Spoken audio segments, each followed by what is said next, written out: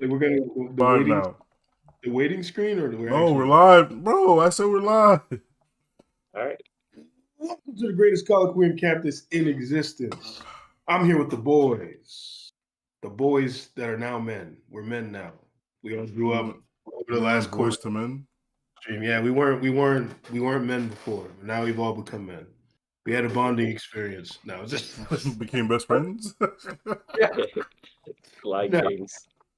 But anyways, I'm here once again with the legendary Sigma Supreme, the man, the myth, the monster, Ref. Monster And is on the Yo, other what's true. up? side, what was that? So monster is the accurate statement. Yeah, a I little just bit. always liked that. I don't know when I Yeah, first started saying that. The man, the myth, the monster, but it's always been a phrase I like. I don't I it's a don't good one. yeah, It's I a don't good one. remember hearing it anymore. I just started saying it one day. And then we have I was trying to think of something, but I couldn't think of it fast enough. We have the man with a plan, the ultimate Nas fan, the electric jolt, EJ. I think I was gonna say the swamp green. Nah, Uh, Yeah, nah, yeah, nah. yeah. Nah, you're reaching. I always said The the smoothest man. swamp green aqua team. I always said the smoothest man with a voice that echo and boom, wrist any chick like a lightning bolt. Smoothest man, EJ, the smoothest Yeah. man with a something voice, like that, you know. the smoothest man with a voice that echo and booms. He deserves his own pharaoh's tomb. You Okay, said my okay. man needs to Right. die. I mean, Oh, I think he's so cool that when he dies, he needs a tomb. You're just like, yeah, damn I'll take niggas. it. I'll take it. I'll take it too. And on the top, we have the Top. man in the video game Oh, shirt. oh, Which one? yeah, it's different. I'm next Wait, to you on the stream. move your hand. Move your hand It's so a, I can see this. it's the 1-Up cup mushroom. The level up. The Yeah. human calculator with the numerical nomenclature, who Well, just you can't happened see it to here. It's he just right there. happened to level up. So now he's Raytron 1 2 3 4 rather than 1 2 3 It's not even a because level up mushroom. It's an extra life mushroom. he leveled up. Yeah, it's your extra life. You have 4 lives now rather than 3. I'm trying to get to 9, bro. I'm Yeah. gonna go watch that Puss in Boots movie later.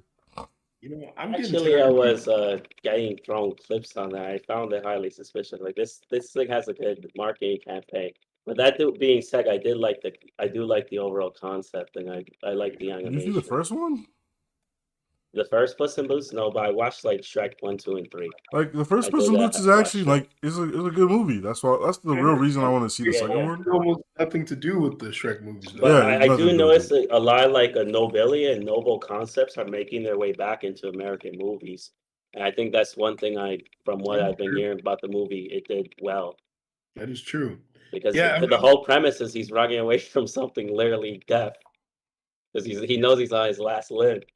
yeah, I'd be surprised by how like these days I'm seeing a lot of like concepts that you would not have seen in the last like year or so reappearing in a lot of wait, am I still on screen? Oh, Yeah, sorry. why would you not be? I pressed something, so I thought something happened. So, like reappearing in fiction. But I wanted to ask you a question, Ref. Why don't you tell us that story that you were sharing with us in the Discord chat? Okay, so this was a very weird interaction, but I decided for some reason I'm standing by my front door. I kept getting a craving for pizza. I'm just like, I thought about it for like 3, 4 times straight. So I decided, like, fuck it, I'm gonna go get some pizza. It's late, it's about 9 o'clock. I head to the pizza spot, which also doubles as a bar. I see this guy, and you know me, we're one of 4 in there. I'm just gonna chop it with the dude because he's here. Get to talking. He's talking some very wise things. This was a man who was in the education system. He was against like institutionalized marriage because of the damage it does. He was by no means like full in the head. It's not like he was programmed by anyone. He actually has genuine own opinions. But for some reason, I realized one of his gripes was he hated the nuclear family. He just saw it as like destructive, the church ruining the world and everything. I go on to find out he's agnostic. And he mentioned something about like homosexual couples and LGBT people. So I said, oh, that's why he was like tapping me sometimes as we are having conversation, he's a homosexual. Now, mind you, that's not really an issue. What became an issue for me was when he went on to say that he feels that children need sexual freedom. And I wanted to see how far he would go with that idea of children needing sexual freedom because I was like, okay, maybe they're in their teens, they'll mess around. Okay, he's teaching high school. I don't know what he's seeing or what these kids are doing. And I met some high schoolers and they seem to be gravitating towards that direction. Now, I eventually he ends up telling me that he means all children, 5-year-olds, all ages. I said, what do you think is the age of consent? Like, what would be your proper age of consent? He said, as soon as they can consent. So I was like, perfect. What age do you think that is? Fuck. And he says, It's crazy. whenever they can consent. He cannot give a definitive answer. So I Oh, presented a happy medium. I said, what, I say, I think 13 is fine because it lines up with periods and like breaking out into puberty in older medieval times. the man It was said if the proper, age, the man said right? if the age was on the clock. That's what Yeah, pretty much he was insinuating that. He's like, no, it goes before that. Children have been doing this forever. I said, listen to me. If you believe in free childhood sex, there's only one thing I can say left. You do not belong teaching children. You do not belong in the education system. And if you ask most parents, they would not ever want you around their children. man, he's And lucky. He's lucky you didn't say you don't belong on this earth. Like some people would yeah, get no. I just told them the truth because I don't know. People have a right to exist, believe freely, but there's certain professions where if you're going to teach your children sexual freedom and you're in a classroom, there are a lot of parents against that more than whether the principal's right or wrong. The parents trust you to uphold at least their principles. So if we're avoiding the moral contract, the duty to the parent has to reign king. And I know for certain most parents will not want their child under a certain age engaging in sexual acts. I even mentioned to him, sex is a very dangerous knowledge that you have. You can hurt people with it, you can hurt yourself, You can. right? People forget this. You can get hurt during sex. You It can. happens a lot, actually. There are a lot of Mhm. if you look at the stats, there are plenty of emergency case scenarios that result from Yeah. sexual exploration. And But there's also a lot of mental emergencies that yeah, result. yeah, How many people break down after doing? How many people oh, feel yeah. shame, guilt, all Yeah, it's weird funny you feelings? mentioned that. Well, I'm going to say two things. First thing I'm going to say Mhm. is a belief like that is very dangerous. It's more dangerous than a typical belief because if the person ever acts on that belief, like who knows what can happen, you know? Like if he's out here trying to put his ideas into action that children should be Right. able to be sexually liberated and he's out Right. there diddling kids or something. But there's also a legal aspect to it because Yeah, if yeah, he yeah. truly believes this principle, He most might find principled the law. men will break the law in their favor. So Exactly. should he meet an 8-year-old who consents with Jesus X or Christ. consents with him, he may break the law on his principle because most men choose their principle Oh, over law, especially with how prideful he was. He felt he really had yeah. like a solace in himself till he burst out I in mean, anger yeah, he's after I telling called this him to a on random something. on the Yeah. street. He definitely felt comfortable talking to Mhm. you Yeah. about Well, his ideas. But on the idea of sex potentially being mentally slash spiritually damaging, I remember a girl was telling me a story about something that scared her straight. The reason she's been in a consistent relationship for so long, she tried the whole hot girl thing to just fuck a random guy. Right? She met this guy when she was young. I think she was very young in the story. Not young enough that you would say she wouldn't shouldn't be having sex, but I think she was either a teenager. Yeah, I think she was like a teenager, but like late teenage years. So maybe like 16, 17. And she met this guy, thought he was very hot.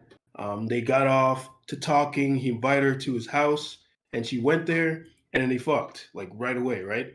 And the thing that happened after is they fuck, and then like she's like trying to hang out with him after, trying to talk to him, and she's like, oh, we could go get like some pizza or something. He's like, nah, I gotta go. Actually, you're gonna have to leave. And like that wow. experience made her feel so dirty and so used that she never did some shit like that again. And that hearing her tell me the story was very interesting because many other women experience that, and then they'll either try to do something where they try to get back at men and they're like, I'm gonna be colder than the men. And then they go through ruining their lives that way. So they hit 30 and they're like, wow, I really wasted my entire 20s just fucking everything I could get my hands on. Or they just do it anyway and keep going. And they're like, oh, I'm having a fun life. Yeah, I'm just having fun. And the same thing happens. They reach 30. They're like, I really wasted all my 20s just fucking anything I could get my hands on. But she was able to learn. She looked at that experience like, I never want to feel that way again. And she never felt that way again. I want to present a reason for why she may have recovered or chose to do something different versus the person who does it over and over again. Yeah. What if you only knew really one way to do things and you just every time you did it, it's not perfect.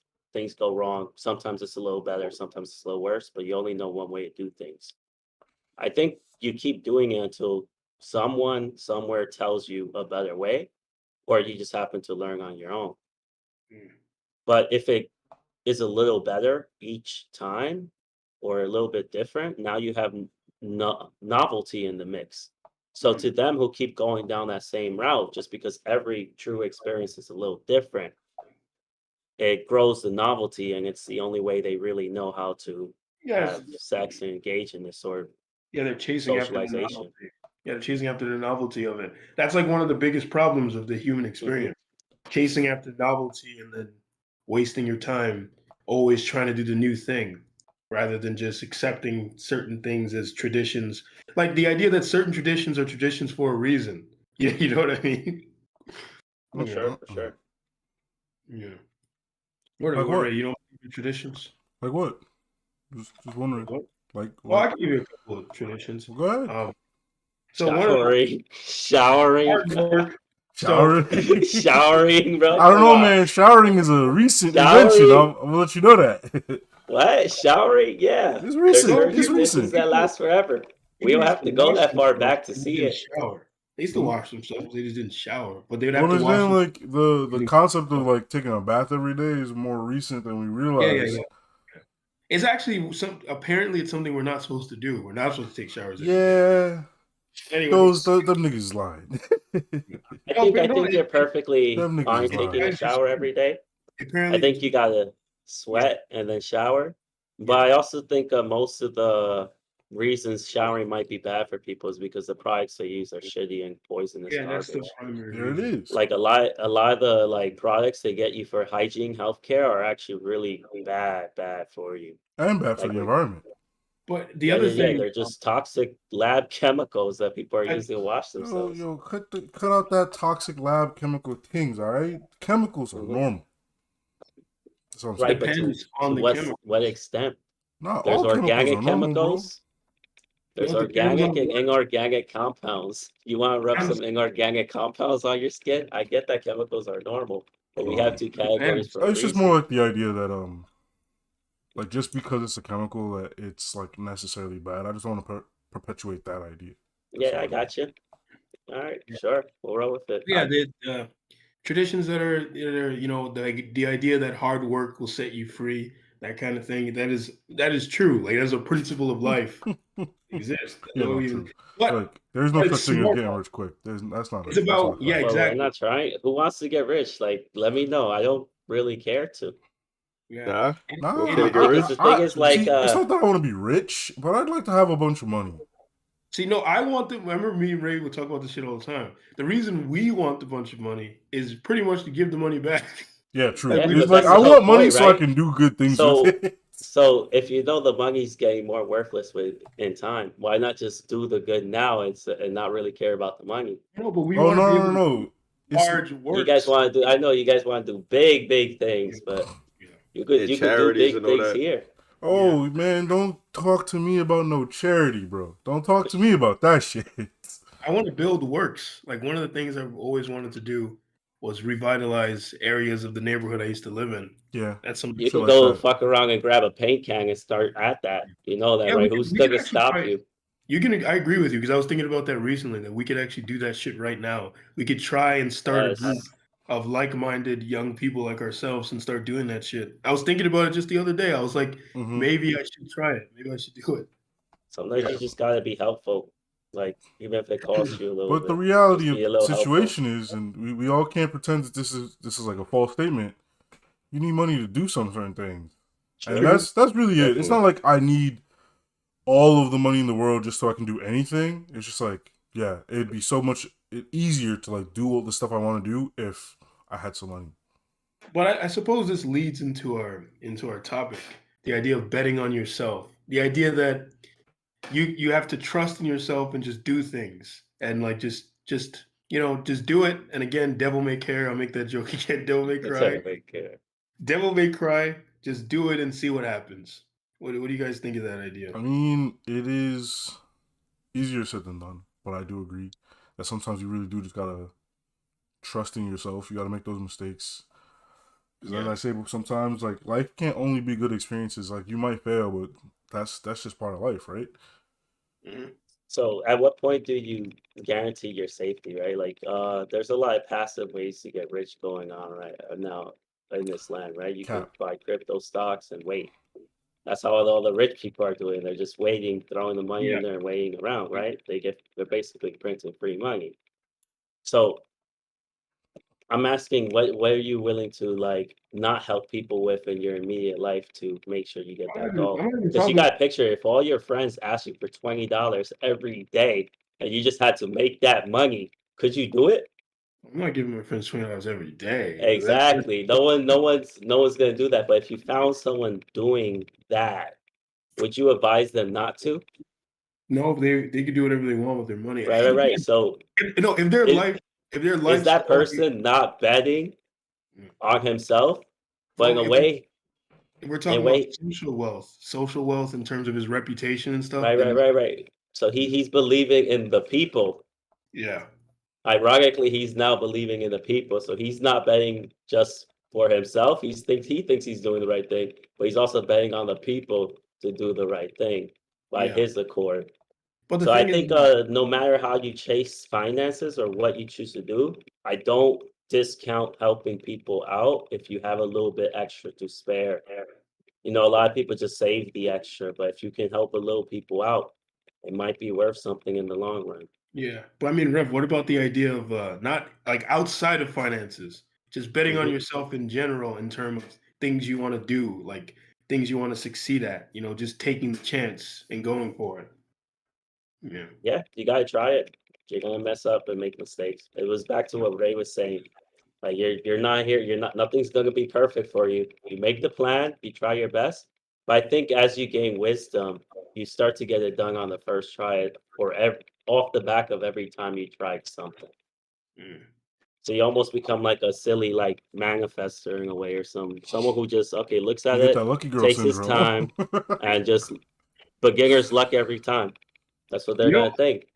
That's that what they're gonna yo, think. you're touching on something because when we first started doing approach, Mhm. that's the shit that would happen to me. When I just tried, the beginner's luck would kick in. Because I remember when I would see videos about approach, you would hear guys talking about all the bad things that can happen, all the severe rejections. Then I went and did it, and that shit never happened to me. It never happened once. They I was make like, it sound so disastrous. Oh, you get yeah, rejected, your world's over. Come they, back, my child. yeah, Sit they used down, to make, talk to me. I know they crushed you. Next time, don't do this. yeah, yeah. I went out there expecting that I was gonna have these crazy. Some people were gonna be weird, but no, that I can only think of one 2 times something like that happened, twice, and that was out of, like, the fucking, like, 37,000 times we were out there. Every time I would talk to a random What person, would we do it? it'd be and if I ever did get rejected, it was usually very nice and very, like, calm. Like, the last time I got, like, hard rejected, it was when we were in the club with Emilio, and then they were fucking kicking him out because those Oh yeah, schemed yeah, yeah. that group schemed against him. And there was a woman there, and I wanted to talk to her before, Oh but I yeah, was like, that by time. so then when we were leaving, I was like, shit. I was like, oh, okay, I guess I should just do it. I was like, I'm leaving anyway. Ran back in quickly, and I think the reason I got hard rejected was because of how fast I tried to do it. I just like got right to it. I was just like, hey, I'm about to. Well, my friend got kicked out. Can I have your number? Blah blah. Blah. Like, and I did it knowing I was gonna get rejected. I didn't care, so that's why I went. I went to What go a get the wild rejected. open, bro. Yeah, my friend's getting kicked out, but I want. Can I get your That's number real hot quick? though. But isn't that hot? Like how many people can say It's that? My honest. friends Yeah, getting it's kicked real out. It's honest. the truth. It's the Oh truth. Yeah. man, the first time I ever went out anywhere, that nigga got kicked out. Oh man, I'm Oh, dying. you mean you're talking about the other dude? Yes. The very first Yeah. time I ever went anywhere, nigga But got he kicked got out. kicked out for stupid. At least ref, you can say he got kicked He I out. got plotted against, bro. Yeah, yeah, that yeah, guy it was got a kicked whole out. He was scene. doing something stupid. He Yes. was doing It was something stupid. what was he In fact, doing? every time I went out with that guy, he He got was. kicked out. But also, the first time he ever got kicked out is because he was smoking weed in the club. Yes. And the funny thing is, I was there having the time of my life. I'm walking around, traveling around, meeting random people, talking to people, just being me, right?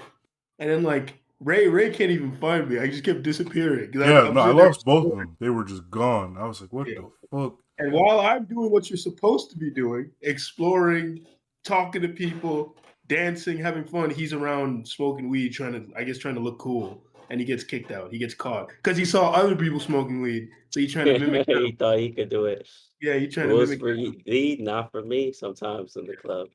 Yeah, it's like, why are you smoking it right in the club? That's so fucking dumb. And the other time he got kicked out, it was it was because he started picking up that girl by her fucking. He picked He her up. he literally got upset that the girl he had a crush on was dancing with another man. He went and literally picked her ass up and tried walking out the club. And Nah, and he's just a savage. and some guy, like the guy That's that she the was dancing with, his friend saw that shit, and he doesn't know what's going on. All he sees is the girl that his friend's dancing with getting like fucking jacked. So he punches he punches that guy in the face, and I'm sitting there watching this like I'm watching this shit. Mentioned it. And it doesn't matter. I'm watching this shit. I'm literally like in the corner of the club. I was watching her purse. I was just like, I guess it's time to go. Alright, so you Did know you? how they got Did that you? like high Did you see loyalty thing? That where if your friend gets hit, like you gotta step up, you gotta protect her if your friend gets hit. Can I support my friend kidnapping a girl out the club? No, No. I mean, you Nah, because can't I support watched a that lot shit. I of. was like, yo, what the fuck are you doing, bro? I thought that if shit you're was doing goofy. if you're doing something real stupid, you're not getting my support. Like, Okay, okay, I okay. can't. Nah, So that's where I go with her. Cause I can't throw I my hat agree. in your bucket. Oh, hell, earlier in that same night, he almost got me fucked up. So, yeah, now I was done. I was done. He almost He's got me dangerous. beat and up. you. So Oh, Ray, you my seen the God. whole you see the whole scene playing out beforehand. Like you knew the outcome was about to happen once he picked the girl up. You saw the friend running over No, I to didn't go even hit him. know. I didn't know where that guy was. He just like he No, picked her up, and then the guy came out of nowhere. I was like, "Who the fuck is he?" Yo, I Yeah, was like, "What the fuck, just came in like a So you superhero. couldn't have prevented it. You couldn't have prevented man?" it. I was far enough away that no, I could not have prevented it. Even if I was right next to him, I couldn't have prevented that. That man yo, spawned and just knocked him side. I was like, "Yo, what yo, the hell?" That's TJ, to answer your question, you remember that time I told you when I'd be arguing with people, and sometimes they would say something, and I literally saw it in my mind. I saw them Yeah. say it exactly as it happened in my head. So like, there was a time with the same character where this is why trusting yourself. I trust myself sometimes where I trust that a certain thing will happen, or I trust to avoid a certain person. Because trusting yourself can go both ways. Yeah, you can trust yourself and do things when you really know in your heart that you should do this thing. But also, if you know in your heart you should not do something, just don't do it. Just don't do it. Because I remember with that same character, we're in a nightclub, and he had his Excuse me a hair second. slicked back, all greasy. He had this very loose fitting shirt, which is not a good ensemble, right? And then he saw these girls, and he goes, "Oh, let's go talk to those girls." Now it's like I said before. I will want to go talk with girls with a person if I feel like the other person won't ruin it for me. Like I don't want the other person. I don't want to go in there with a weaker link because like Yeah. it depends. If you're a weaker link and you're gonna hang back and you're not gonna say shit, that's different, right? Because then I could take the lead. But if you're the type who's gonna start opening your fucking mouth and saying stupid shit and ruin it for me, I'm not doing shit with you. I'm like, I don't want to do that. So he's like, oh, I want to go talk to those girls. I was like, go ahead, go talk to them. I'm not coming with you. Because in my head, I knew exactly what was gonna happen. I knew he was gonna get not just rejected, hard rejected. And I was not in the mood to have that happen to me. I was like, if I did it by myself, it would probably be different. But it was him. So as Yeah. expected, he walks up to them and he does it in the worst possible way, right? He walks up to them and he starts dancing. And he's like, but the way he was dancing, he walks up to them like this. The girls turn looked at him, and immediately skedaddled to the other side of the club. I've never seen someone rejected with such ferocity in my entire life. I swear to God, I've never seen that happen. I commend the Um, courage. I commend the you courage either know, way.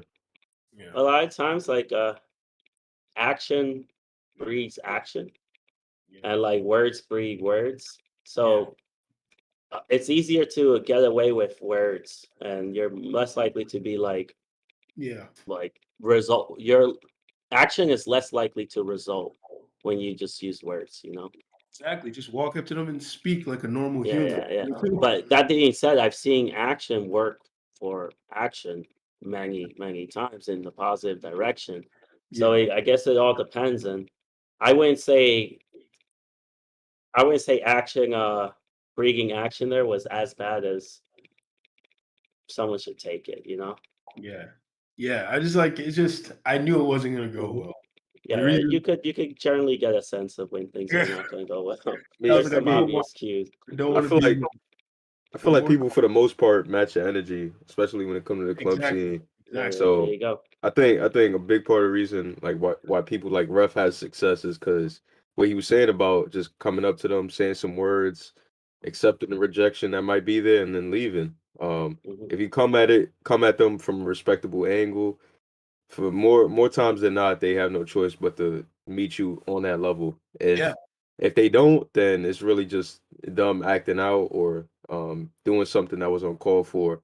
But 9 times out of 10, if you approach someone the right way, you not necessarily say the right thing, but just they sense that you're trying to be respectful Yeah, of yeah. them and genuine. They Yeah. more times than not they can see that. More times than not That's they the can see most that. important part. That if you're gonna do something, you gotta go at it genuinely. Like just Yeah, do it with like the idea in your heart that you're gonna do this thing, right? You don't gotta try to like when I say try hard, you don't have to do extra stuff in order to try and like I mean, I guess this works specifically in terms of approach, but let's say in terms of like you're gonna approach somebody.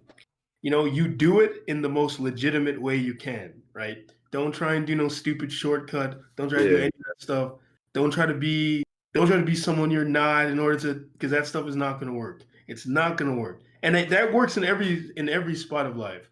Like if you're going to start a business and you're naturally just a very honest and down to earth person and you're like, "Oh, I'm going to become the most skeevy asshole on the planet so I can maximize my profit." It's not going to work. You're going to you're not gonna be able to be as skeevy as the other businessman. The other businessman is gonna be like, "Oh, you thought you was skeevy? I'm about to show you. I'm about to show you what skeevy really looks like." And he's gonna out scam you to Because high heaven. he's genuinely a scammer at blood and yeah. heart. Exactly. Exactly. So you gotta play to your strengths. You gotta play to your natural, your natural like inclination and spirit. Yeah, And for sure. especially in approach, like if you come at it naturally, that's why I think I never experienced any of that crazy shit because I wasn't doing stupid shit that these other people learn You know from what you pickup. just reminded me of? You What? actually just reminded me of this time that I was like chatting to someone, and this other guy swooped in and just took over. Like it was actually kind of goofy. So I'm there, I'm chatting with her, we're having a normal conversation, and this guy just was like, "Yo, are those?" I Oh, I don't was remember there. the actual shoes. I think He I was was like, "Oh, there. are those the like Red Octobers?" And she was like, "Oh yeah, my brother, he like gets them," and he just started talking about shoes and whatever. And I was just And like, you're just standing there. I just left. I was like, I lost. I'm not It's gonna not a bad thing. interject. I'm not gonna It's not so interject here. bad. Yeah. I can see I it. remember It's a a similar little. situation like that. Yeah, I can see that it happens. It could be a little bit of annoying because you're just like, oh, I was just talking to someone, like you interrupted the conversation. It could be a little bit annoying at that angle, but hey man, I think he just felt the need to bond with that shorty, and I would just probably just find something else to do in the Bro, I meantime. wasn't. I don't even think I was like trying to like mac or anything. Like I think I Yeah, was yeah. generally just having a conversation. So I was just like, "What the fuck just Yeah. happened?" What I usually do it most of the time, I introduce myself to the guy, and then I just say, okay, I'm gonna get going. That's like usually my tactic Oh, he when was not those things trying to happen to have a me. conversation with me at all. He did not look Yeah, at me, yeah. bro. Like his But back was basically introduction to me. works. Sometimes the introduction works, and you could usually get the sense of character after the introduction because if they I got the meet sense you of out in the character from the way introduction, at he least was they chatting. Like he wasn't about that. He right, Yeah, I right. mean that genuineness can also just be a shield. Like even if you're having Yeah. a bad interaction. Because I remember there have been times. I remember there was this girl at one of my jobs who would make all sorts of crazy sexual remarks and advances towards me. Um, Nothing ever happened because this bitch was crazy, and I knew that, and I was not about to get involved. Everyone kept trying to push me to do it. I was like, nope. I was like, I could just tell opening that can of worms would ruin my life. Like I just knew it. So I remember there was a time this guy, I guess he liked her, and I knew this guy, and I talked to him a few times before that. And I remember I ran up on her one day because when we go to lunch, we go outside and we work the nights. So one day I'm with this other girl across the street, and I hear them from miles away. This fits into what Ray was talking about, how I have like that eagle sight. My senses are just on a whole nother level. So I heard them when they were down the street. Like I fucking heard them wait. I was like, oh shit, is that? And I said her name, and then like I went behind a truck and ran up on them, right? Just to scare him. Just thought it would be funny, right? And then Man like the used to be guy, savage. yeah, he jumps back and starts and goes like, "Oh," and then I'm just like, "Oh yeah," and then he's like, "Yo, I really thought you was a random nigga. Like I was about to knock you out." And I was like, at the first time he said, I was like, "Okay, cool." I was like, "Yeah, yeah." Even though I saw his punch from a mile away, and if he had thrown it, I would have leaned back immediately, and he would not he would not have hit me at all. Like I literally registered he was throwing his hand back before he even did it. I saw his hand rising. It was the most telegraphed punch I've ever seen in my life, right? But then he kept mentioning it every 10 seconds, like, "Yeah, man, I was really about to knock you out." And I was like, "Okay." He had no break. And then he starts talking. He just kept saying these things to like imply how hard he was. But then, like the way I am, I'm such like a Pause. well-meaning, genuine guy that like I'm just laughing it off every time, and it was just making him look stupid. Like the girl's just laughing at my stuff, and then I'm the one looking cooler than him because we go into the store. I'm making jokes with the deli guy. Like I bought some stuff. I was like, "Yo, 50% off," and the deli guy, I was like, "Yo, 50% off." I was like, "It's all right, right?" The deli guy's like just staring at me. I was like, "Yo, like you gotta get." I come here all the time, man. Like I gotta get at least one thing for free. And the girl's just laughing. Meanwhile, he's there trying to look tough and trying to act hard.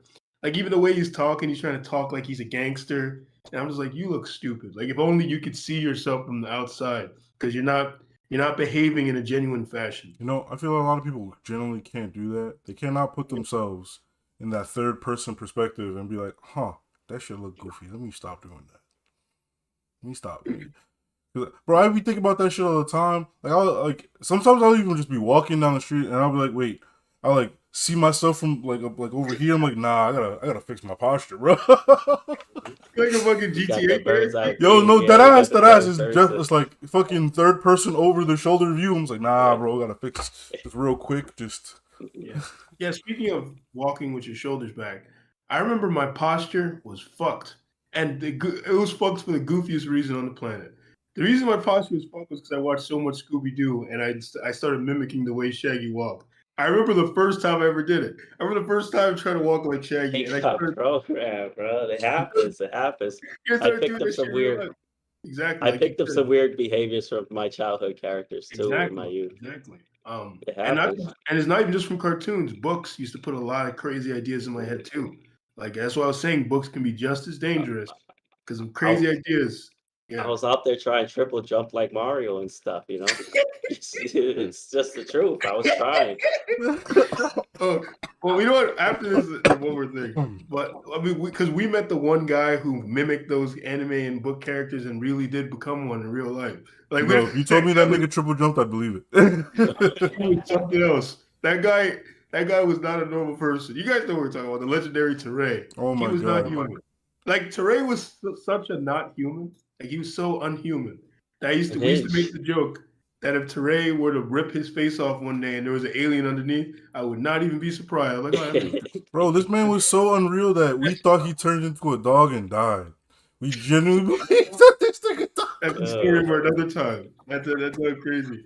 But anyways, Yo, um, there was no other logical explanation either. It's like, this must be him. He must have fucked around. Oh like man. you can't do a dog.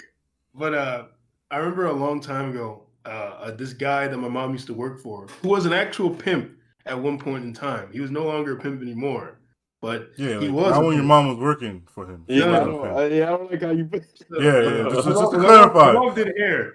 He opened a beauty salon. But Probably did that with his former pimp money, to be honest. That's I probably mean, how he That's it's the smart. perfect front. You come in for a Yeah, blowout and you that's get a smart. blowout.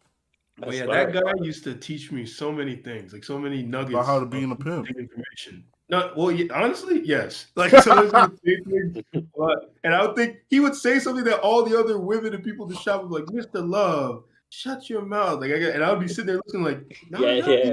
he's When the speaking." crowd against them, Yes, he's if they don't probably want right it, if if they he's don't still want you to saying speak, it. you must be spitting facts, Yeah, bro. yeah. Sometimes it's like that. And that's why he used to love me so much, because other people would interrupt him, start arguing, and he would be talking, and he would notice that I just sat there listening. I just sit there listening all the time. I would not say a fucking word. And he used to realize he always used to say to my mom, he's like, that boy's smart. That boy's smart. He's like, you got to protect that boy.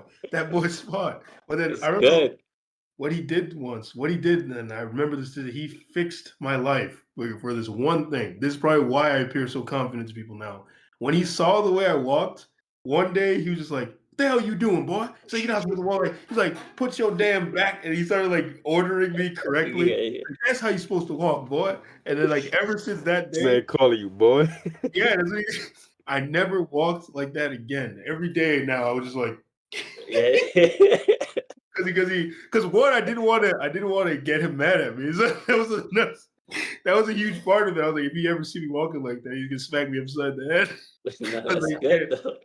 yeah, he really changed my I life, whip man. your head, boy. If you walk like that, I whip your head, boy. Yeah. He was a funny guy. Like he actually used to call black people colored folk. He was black. Jesus, He's like colored folk. Jesus. This man just He's like, sounds like he's like ripped from one of those From the old movies, bro. 1800s. yeah, he was a weird guy. Like I'm guessing he was alive in like the 60s and 70s, so he acted like it. He acted like it was Yeah. still the 60s and 70s. Like he would say Yeah. white He was people, just in his own culture. That's the culture yeah, he grew up in. I'm exactly. gonna pass it down. Ain't White nothing wrong people, with it. Yeah. yeah, white people were crackers, all that stuff. Like, Mhm. and actually, he was probably the first person I ever seen do cold approach. He would coach Yeah, all the yeah, time. yeah. Whenever I was a kid, I used to see people do it. I would get shocked. I was like, Yeah, he's actually talking to someone? Like, because I was just a sheltered ass kid. My yeah. mom drove me everywhere. I just got dropped off, picked up. So when I used to see people actually move on people in the street, I didn't know it was possible. I remember being like mind blown as a All the kid. time. I seen so much crazy shit. I just didn't even know how I feel about it If you sometimes. I'm if just like, you were if you were a young shorty in that barber shop or that beauty salon, you can best believe he was gonna walk up to you and start spitting game. And he was so fucking smooth with it, man. No, this guy was smooth. Like I'm talking like out of a legendary. movie smooth. And like the young girls would be laughing and giggling. And I was like, yo, that's crazy. I was like, this nigga really doing it. It's like this nigga's like 70 years old. He's Yeah. just 18. Sliding when he's Hey, 70. ref was a lion, man. Sliding on mommies. Yeah, they do it. You could do it. It's possible. The man made it Yeah, he's possible. living proof. Yeah. I'm pretty sure he did used to get. I mean, most of the time he did it. I think it was with money because he had a lot of money, but he would still slide. Who cares? Because you could be rich as hell, and if you're corny as fuck, it might not change anything. Yeah. Yeah, you You can know, still just be have to corny with become money, man. Money can't erase that. Yeah, you might just have to go get a passport. Yeah. Oh, speaking of passports, I'm seeing so much more info about these passport bros. It's just going crazy now. That was It's- funny. I'm You might have to seeing go Say a get little that. too much much, shit but- about passport bros. What y'all know about passport bros? Wait, before we should we just you want to just talk about sure, you know what, go for it. Let's just talk a little bit about passport bros. I'll just edit this.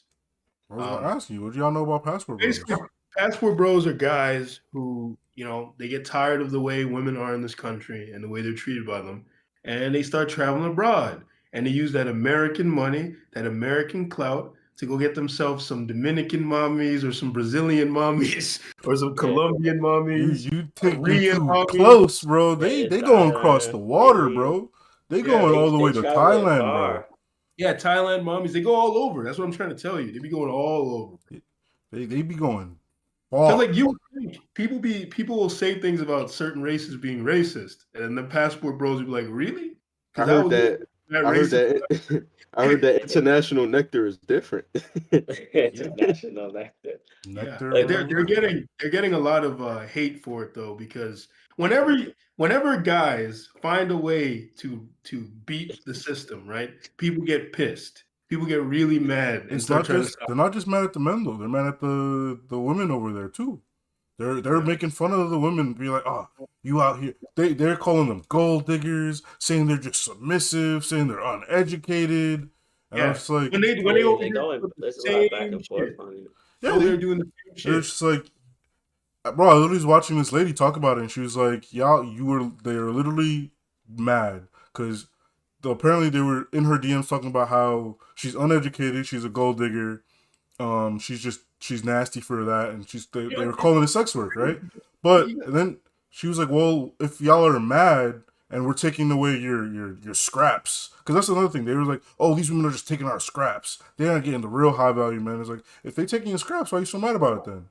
You can best believe, because the original Passport Bros were not these normal guys who save up their money. The original Passport Bros were the niggas like Jeff Bezos and stuff. You just didn't know about Brother, it. even if you were that guy who did save up all your money, like, yo, it takes a lot of dedication and discipline to save up your money to go to Thailand, right? Yeah, It takes money, it takes time and energy to do all that shit. You go and you get a new experience along with the Putang too. And bro, they're not going over there to just like have a night of fun. Nah, they're finding wives over there. Yeah, Passport they're bros are building Yeah, marrying that's the these most people. Some interesting of them have part. Like, fucking children over there. Yes, they're they're like building they are families. moving. They're leaving the states. They're living over there, or No, what some of them do bring them back, but a lot of them are staying over there. some of them will live in America and travel back so they can make that American money and then keep coming back and support their family over there. Some of either them get way, back. as long as it's productive. Yeah, So but Like, if you're raising families with it, though, I do think there's the only wrong thing I would say is I wouldn't want to give up that hard on the people in my country. wait, repeat that. you just want to I give up wouldn't on the want to people give here. up that hard on the people in my country and start flying out to get family from overseas. You mean part of this? I, mm, hmm. I guess maybe I should elaborate on this another time because there's another episode that's going to touch on this exactly. But I just don't. I think we've reached a point of no return, at least here in America. Yeah. I think America has to collapse first before return comes back. I mean, look, it seems generally Definitely. that the people here they want different things. Yeah, Like they generally just want different types of lifestyles and shit. but yeah, let's get back on the main topic. Main Before- topic. Yeah. There's no such thing as a main topic. So so I basically, thought that was the main topic. the Passport Bros. Yeah, fucking around. But another thing that about the idea of like taking a chance on yourself, right? So the whole thing is risk. We've been talking a lot about risk, and like it's like in life, and I especially realize this now. There's no chance for reward without taking risk. Like you got to make a sacrifice in the here and now in order to get that thing in the future or to get some level of happiness in the future. Because remember, I used to say that thing all the time that if you don't choose your pain will choose you. Like if you don't choose some pain is gonna choose you. Like, that's what's gonna happen. Yeah. What do you guys think about that? The idea that risk must be taken on in order to find some level of success in your life. I mean, yeah, right? Because no matter how you look at it, like you will do something that you don't want to do to get to a point where you're comfortable.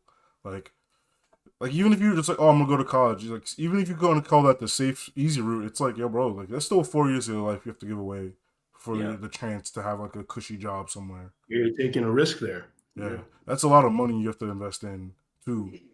Even if you want to go into a trade, like that, even if it's cheaper and less time consuming than college, it's like you can still fuck around and find out you hate that trade, right? Yeah. It happens a Or lot. get hurt. Yeah, I think my little get brother went hurt. to a trade school and he didn't like it.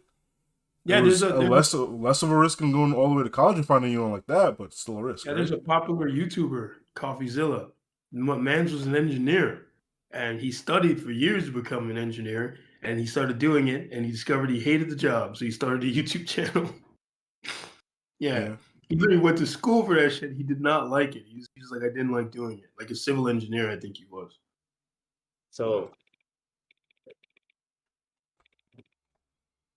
who told? Was that his own decision? What, to quit? Becoming an engineer. No, to go to become an engineer. I think so. I don't think it was like his parents told him to do it. I Right, think right, it's something that he thought he wanted to do, and I then he mean, started See. doing it, and he didn't like it that much. Life So he is No, two no. of those things, right? Where you. The reason I asked that is because I wondered if like that was his bet on himself.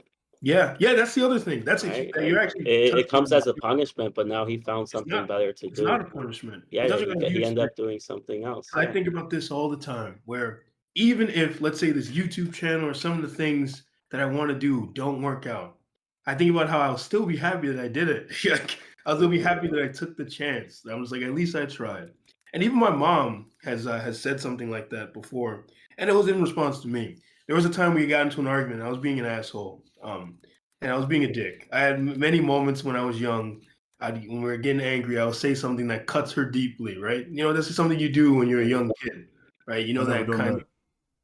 You definitely made your mom cry. Don't even get No, me I did started. not. I actually have never made my mom cry. Sorry, mama. She got mad at. She almost made her cry. When You you gonna have to No, hold I've that one never by made my mom yourself. cry. I can say You have to that. hold I that can one say by that with I some messed confidence on my I chest. messed up I've real never bad made her one cry. time. I've never hurt her like that.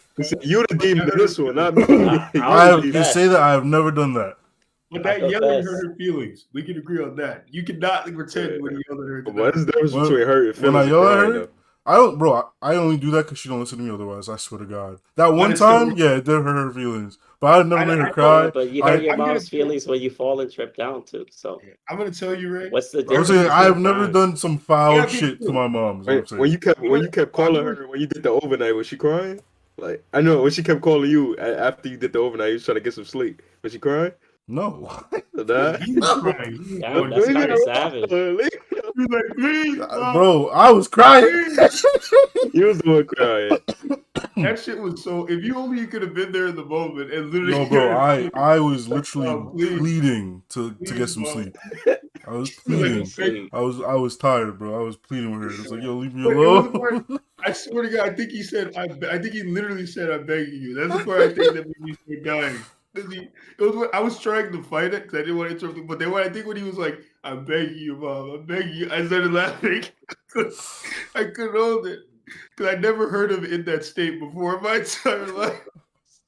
Like I felt like you could stick a gun in Ray's face and he wouldn't be begging you. But in that moment, That man Ray's never begged for anything. It's like Yeah, that yeah, day. I see, right. I'm just gonna say one thing though. Every time you even say something slightly where your voice raises a little bit, it hurts your mom's feelings. I just know that's how women are. Bro. Like, usually People's mothers. feelings get hurt though. That's the Nah, real Yeah, bro, that's thing. not I was responding to that thing when you say you cut your mom deep. I never done that. Is what I'm trying to Well, say.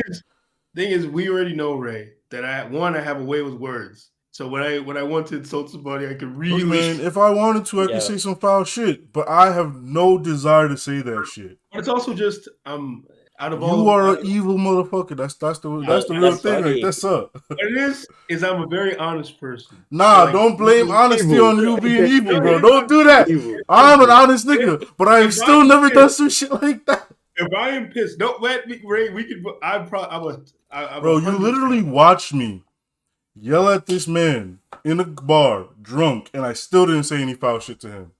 Yeah. Well, the thing with me is that if you are doing something that I think is annoying, and whatever thought crosses my mind, I'm gonna say it. I'm gonna say it. If I think you're being a fucking retard, I'm gonna say you're being a fucking retard. Don't If blame I'm that on really- honesty, bro. Don't blame it on honesty. It is honesty. It's me, That's- like literally. I'm saying, don't blame it on honesty, because you could Whatever honestly you- you could have said it in a different way.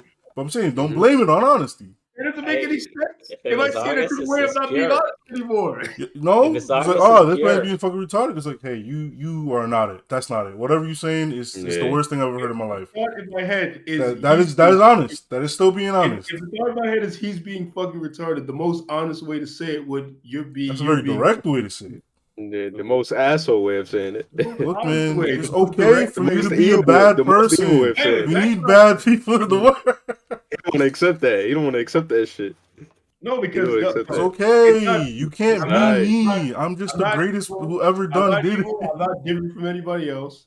I literally just say whatever's on my mind. Yeah, because you're I don't think it's so evil. bad. You're a bad person. No, I'm I stopping. don't think it's as bad as how I made my mom cry. I got tricked. I got tricked. You got tricked. It was so yeah. I fell into peer pressure. It was so Oh, that peer stupid. pressure is evil. Yeah. So there was this girl I was chilling with and a couple of her Oh, friends. the It's my girl. first time in the Damn, friend group. that's true evil right there. And my mom calls me. I pick up, and for some reason she comes up with the idea, "Oh, tell your mom you hate her." What the fuck? So I don't know why, What the but fuck? I was just okay, mom, yeah. And then I said it. I'm sorry, bro. I What? said it. I got hypnotized. Like I can't explain. I felt Bro, like a that's that victim of early. That's witchcraft. that early Empty poon what? mindset, Yeah. bro. So what did I do? I went home. I said, "Ma, I thought it was a joke. I was chilling with some people, and someone told me to say it. Well, I've I never just said had to tell my mom the truth, but I found out she cried because of it. I've never said anything like Yeah. that. Yeah. Yeah, Man, but you that's what might I'm as saying. well Like have it's fucked shit. up. I've heard the I shit don't this know. man said I to don't his know how I mother. got tricked into doing that. Hey, can we stop? Can we stop with this? Everything. I literally hear how you talk to your mom. Don't even get me started. And I heard how you talk to yours.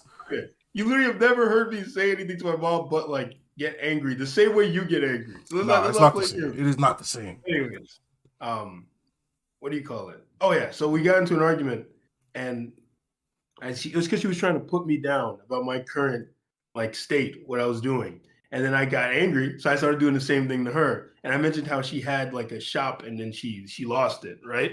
Oh, And you then, was like, being her up, kicking her while she yeah, down. Damn.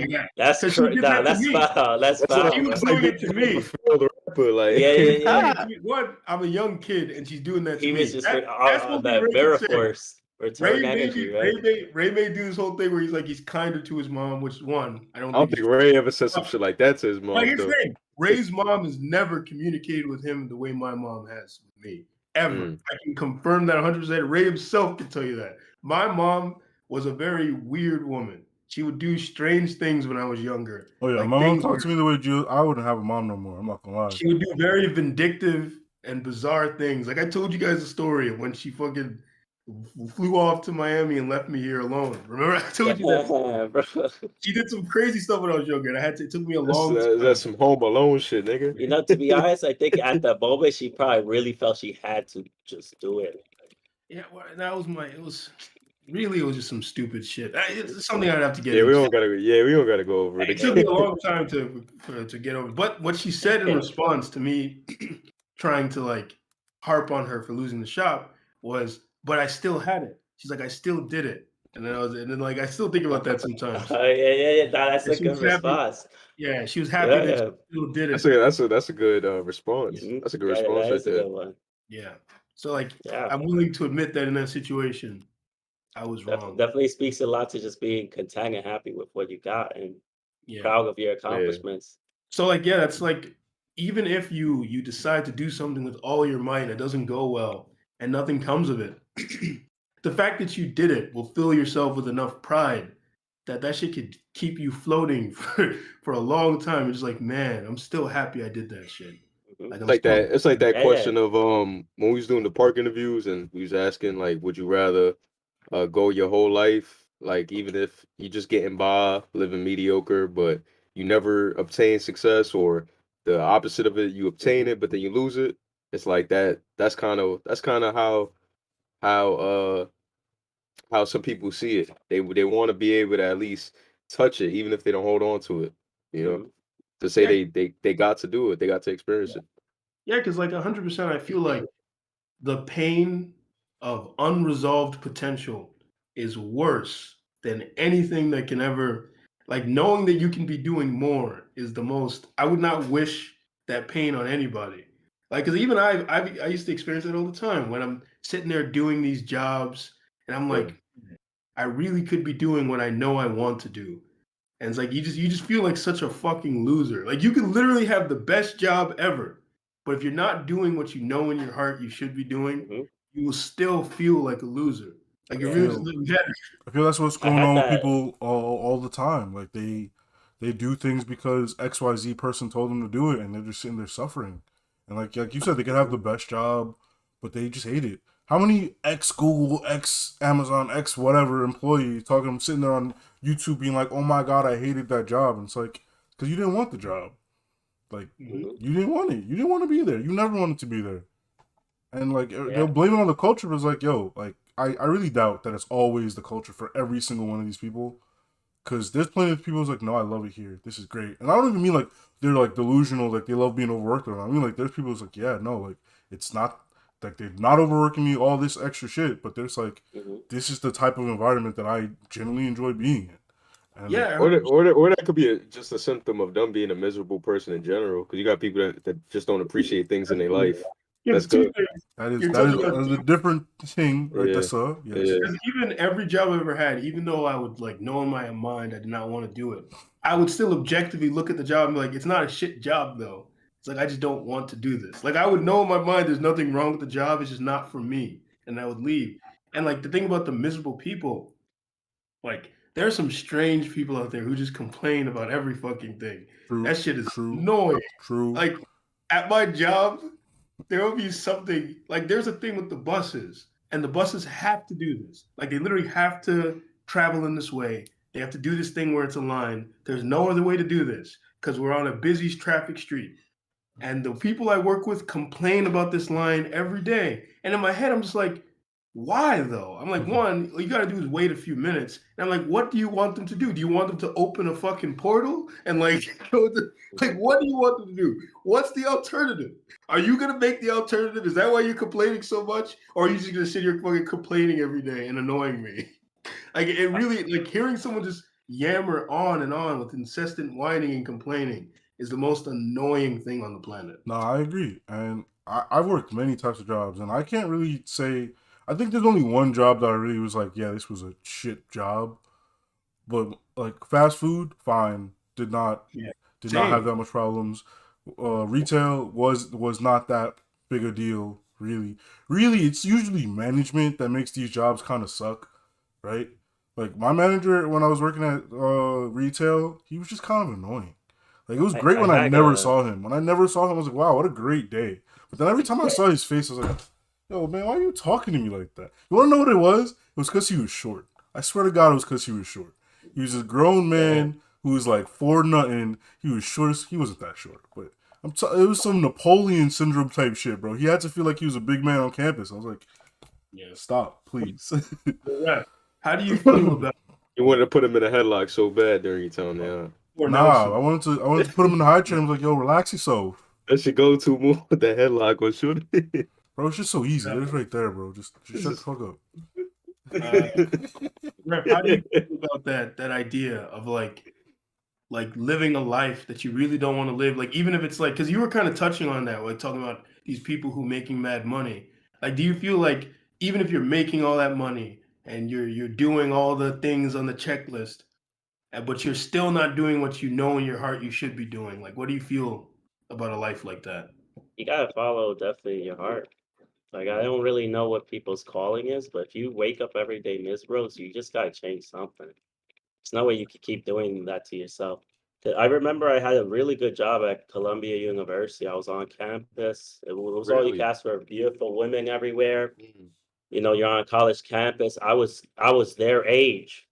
I was their age. Like I could have done anything on the campus, right? I remember just working, and I was just a cart pusher, pushing everyone's cart. The people there would teach me things. I remember the first day I got in trouble. I helped some girl carry a tag team furniture piece up the stairs because the elevator wasn't working to her door on work time. I did that with the fridge just on my back because I'm like, what the fuck? Like this says tag team. Like no way. Like I was just like, just walk. Like I got it myself. Like it was the most comical event ever. Drop off at the door, say goodbye, keep it professional, keep it moving. I got in trouble for that, and I said, I'm not. I wanted to. I wanted to be a super still at the time, so I was just gonna work this and apply for super positions when I got enough experience.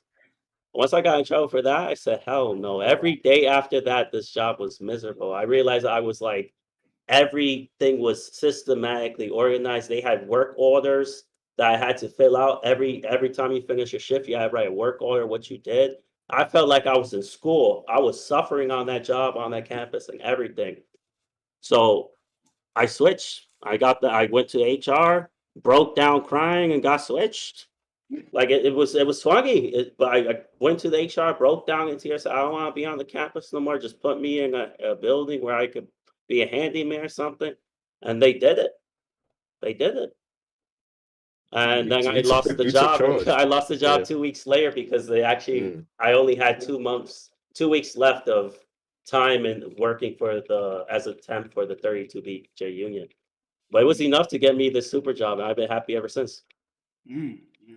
Yeah, on the super Mm. job, I've been happy ever since. Sometimes you gotta put your Mhm. pride aside and take even if it's a lower Yeah, run or something, but if it's something that aligns more with what you mhm. wanna do, you gotta do it. But another reason I knew this job was for me is because the first times I was getting threatened to be fired, I broke down and cried too. I said, "They're not gonna take this from me," you know? So, Yeah. like, I never liked, that pressure that employers can put on you, especially when you're in a place where you're genuinely happy working there. I feel like they shouldn't be able to violate your happiness with firing as Yeah, long as you're doing your job, and I've always been a damn good worker. And yeah, that's part of the reason, like, even with all the, stuff going on, they couldn't get rid of me. Couldn't yeah. get rid of me.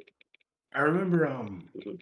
at my job where I was working, we'll just call the place Food Dump because I don't wanna say the place's name.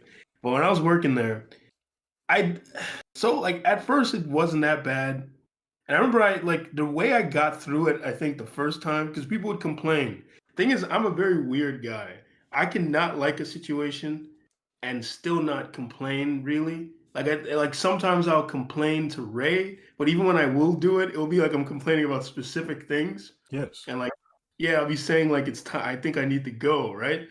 But like even it's funny because there have been times where I'll probably be complaining to Ray and I will be making allowances as I'm complaining. Like, yeah, I know this sucks, but it's probably because of this. And Ray himself will have to tell me that sometimes it's okay to just accept that it sucks. It's okay to Like be bad. it sucks. It just sucks. Right. So this job was an example of that where I knew it was time to leave because I was complaining about it a lot, like towards the end. But I remember at first I got through it by looking at it like it was a video game.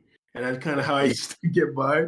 Like I used to just look at like it was like, oh, this is a game, right? And I'll try Yeah, to you just win, try to play get the fastest option thing. select, yeah. Yeah. So then like, my work started becoming noticed. And now this is what ruined the job. It's ironic that it was me getting noticed and me being moved along the rungs that ruined everything. So first things first, they moved me to like a supervisor position and like to like a thing. And like I liked it at first because I got to be friendly. I was always a very friendly guy, always very honest and kind to people, and that's why I was like one of the best performing supervisors No, there. What happened? no, I Something thought wrong? I was frozen. Oh, that's like one of the best supervisors there because basically when I went to go tell someone to do something, I would walk up to them, explain to them exactly why they had to do it, and like really get them to understand the reason why they had to do this thing. And because of that, it's like I was speaking to them on a human to human level. Like I didn't come to them saying, you gotta do this and you gotta do it this way, right? Like I was not that kind of guy. The other people, bro, as soon as they got They got to kindest, their head.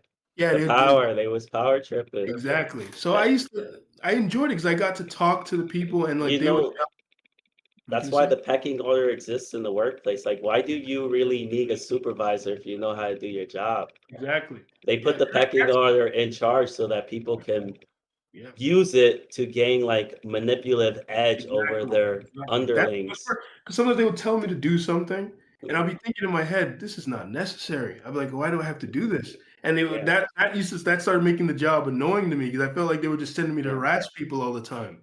So I'd go to Cooperation builds the team. That's what a lot of these businesses don't exactly. understand. So I would even be telling the person as I'm telling them, like, "I really wish I didn't have to do this," and, like, they could tell that I was I was telling the truth, that I You couldn't were stop just my BSing. They knew you were story. just BSing for the bosses, Yeah, so which is anyways, good. um I remember the thing that made like it started making the job very annoying for me, even though I was pretty good at it. Like literally my first try, and I think the reason I would perform so well was because everyone there trusted me and liked me. But then I remember there was one time I fucking lost my temper. One time. And it was like this guy who just decided I was his enemy for no fucking reason. Like I went, tried to tell him to do something once, he didn't do it. And I was like, he doesn't want to do it. Like I was like, I don't know what to tell you guys. And then I went back and told him again, and he just would just like ignore me or like and so he's like, why I gotta do that? Who told you to tell me to do that? And I was like, bro, what's wrong with you? It was like I'm just doing my job here. Like, why are you so mad at me for? Right? And then I remember the thing that set me off one day, and it was just over. It was I could not do it. One day I told him to do something, he didn't want to do it. I just walked away, and I told the girl that I was working with, I was like, "Look, he doesn't want to do it, and this guy has had a problem with me for a long time." I was like, "I think it'd be better if I don't communicate with him." And I said to her, I was like, "I feel like something's gonna happen one day because I feel like it's reaching ahead. Like he gets more and more aggressive with me each time I communicate with him." I was like, "It's better if we just don't communicate with each other." This man comes over as I'm talking to her and starts complaining about me in front of my face, not looking at me, complaining about me like I'm a ghost, like I'm not there. And I remember I got so fucking mad. I looked at her, I was like, "Hey, look, here's what you gotta do. This is why you got." I started fucking screaming at him. And he jumped back, and I'm pointing at him the same way I was pointing at our mutual friend that time when I got pissed at him. I'm pointing at him, and then I fucking slammed my fist on the table and walked away. And I got into so much fucking trouble for that. And I remember, even though I felt good about yelling at him because I felt he deserved it. It was just passion at the moment. Yeah. It was just passion at the moment. The thing that made me sad was that there was a guy there who I looked up to because he was such like he was a manager who was very effective and would just do what was necessary, and he was very respectful. He was just a very good manager. And I remember he looked at me and he was like, "Giovanni, I'm so disappointed in hearing that you."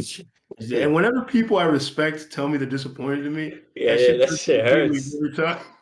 I remember, I'll never forget the first time I ever cried as like an adult. Like I was like not even an adult, I was a teenager, but I was like 16 and I cried, bawled like a baby.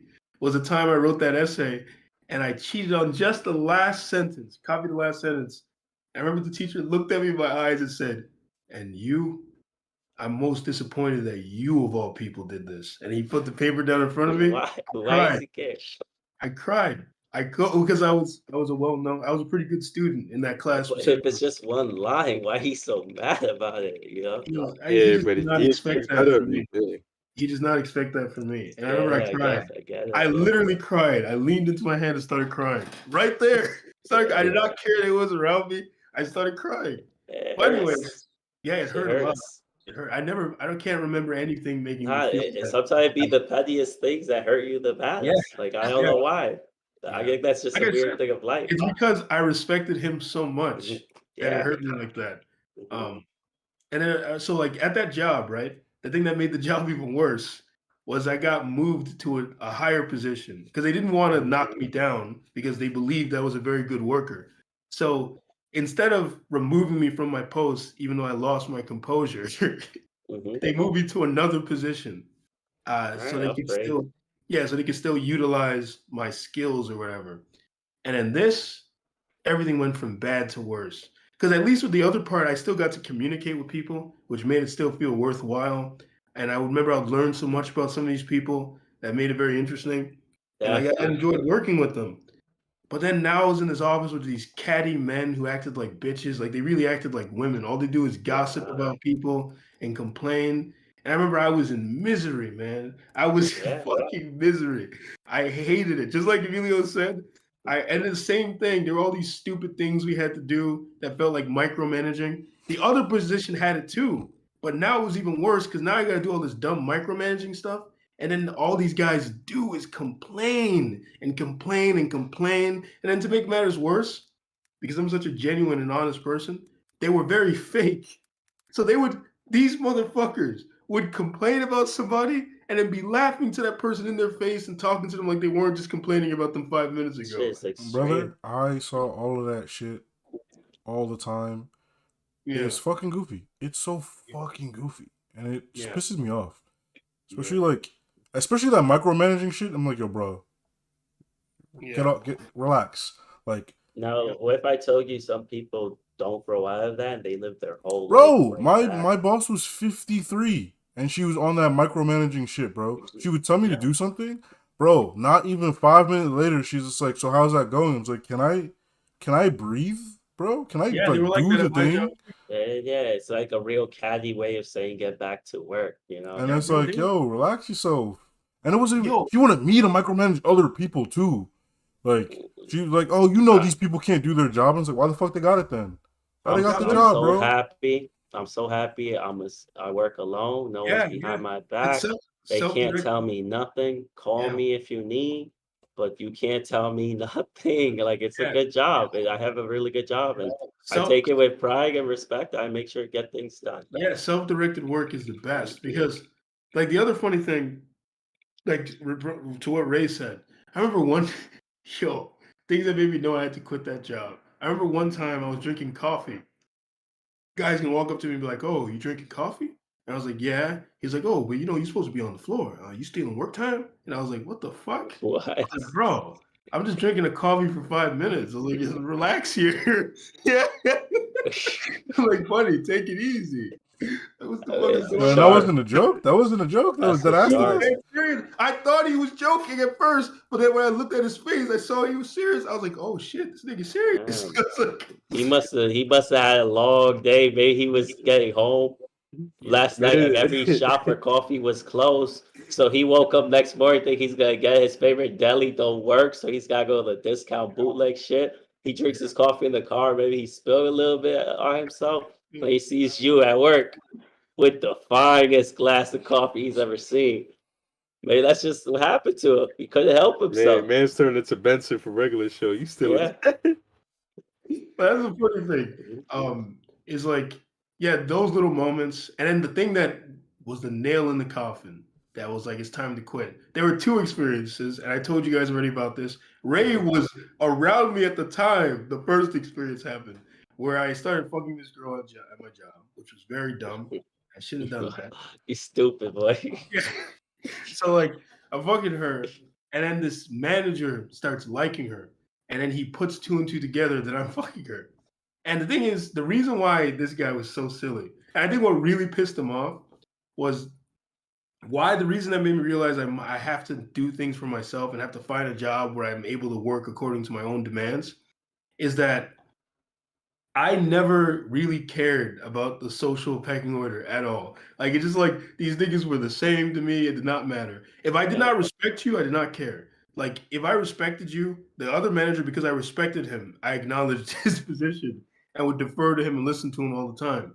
But other managers did not care. I did not care about them. Like I would do what they told me to without complaint. But like I was not like in awe of their position or anything stupid like that. Like I remember a good story about that is one day the head of the thing came in, the head of the company, and I was eating some food. I got in there late and I was eating. He walks in and I'm still eating, but I'm just like, whatever. I'm eating and then I finish up a little bit, wipe my hands off. Like I kind of take my time. I stop eating because I don't want to be disrespectful. But I eat a little bit, finish off what I was eating, and then he leaves. And he introduced himself to me too when he saw me doing Cool. that. He always was like, "Hey, how you Yeah, he's doing?" like, oh, this guy's humble. Yeah, so then he leaves, and then all the other people, the same catty bitches I work with, they turn to me. They're like, "Why the fuck were you doing that? Oh, he's the head of the industry. Ooh, he's gonna get in trouble now. You're I gonna get always him hated that fired." shit. I Yeah, always the hated same that shit. as Emilio says, the abba, Oh, yeah, he's abba, trying to abba. talk. And I'm looking at them. I'm just like, "What the fuck was I supposed to do? Throw my food away? Like, what did you want from me?" I was like, "I was eating it," and like the Wanted guy you to didn't give I me penny. like a bow to the king syndrome they have at work. exactly. I was like, Oh, "Nah." the bosses are coming. Oh, the the boss thing I is don't coming. Oh, get, the the thing boss I is don't get gonna about see those what the type of boss. people, the thing I don't get about those type of people is how some of them actually.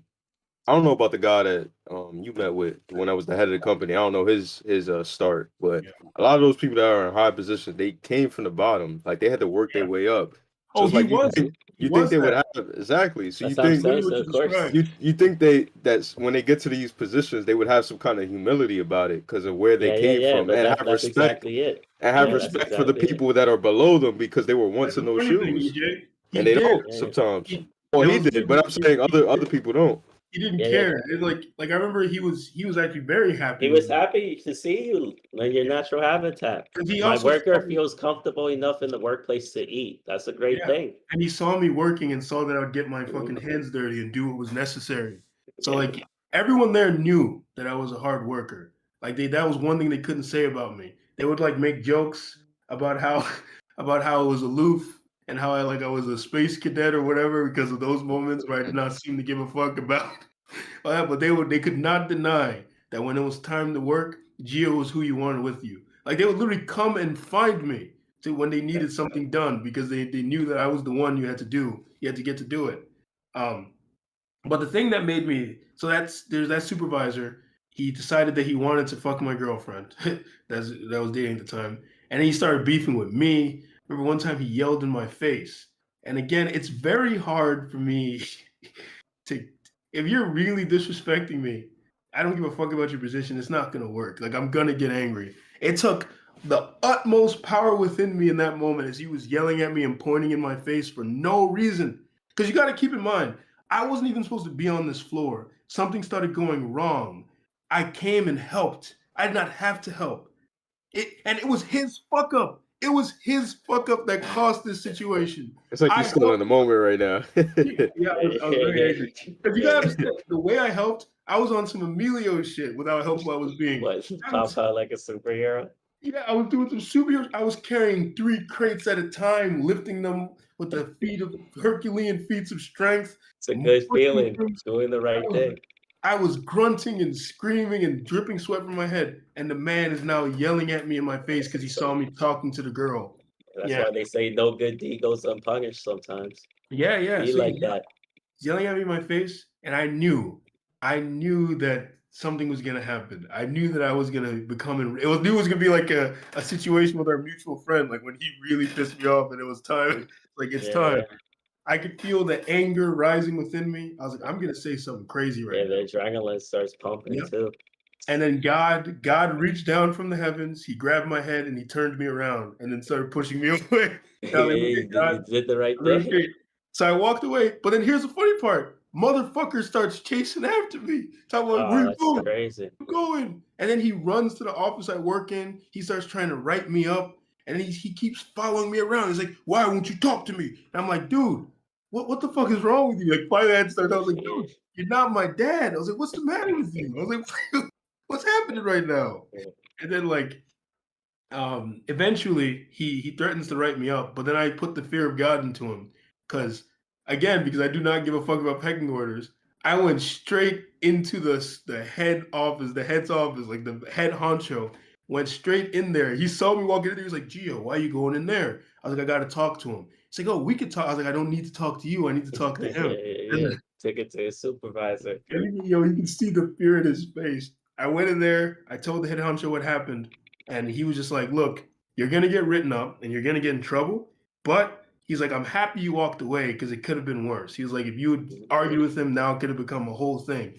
He was like, you did the right thing. Read what Emilio said. It's like, you're gonna get in trouble, the same no good deed goes unpunished thing.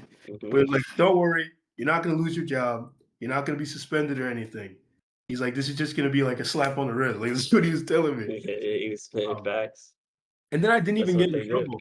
I didn't even end up getting in trouble because one of the other supervisors who knew me, because again, I'm a good worker, came in and mediated between us, had us do a little talk. He had to come to that decision. Exactly. So then we're doing the talk, me and the guy. I remember that talk. The guy is like, he's like, are you guys good? And I grunted. I was just just moved on with my life. But then the supervisor now kept trying to act like he was my friend. That was very annoying. Because again, I'm a very honest person. And I made it known I did not like you anymore. I was like, you really came for my job. You created a very uncomfortable, intense situation for me, in which my hands were tied and there was nothing I could do because we weren't on the street. And there's nothing I could do to you.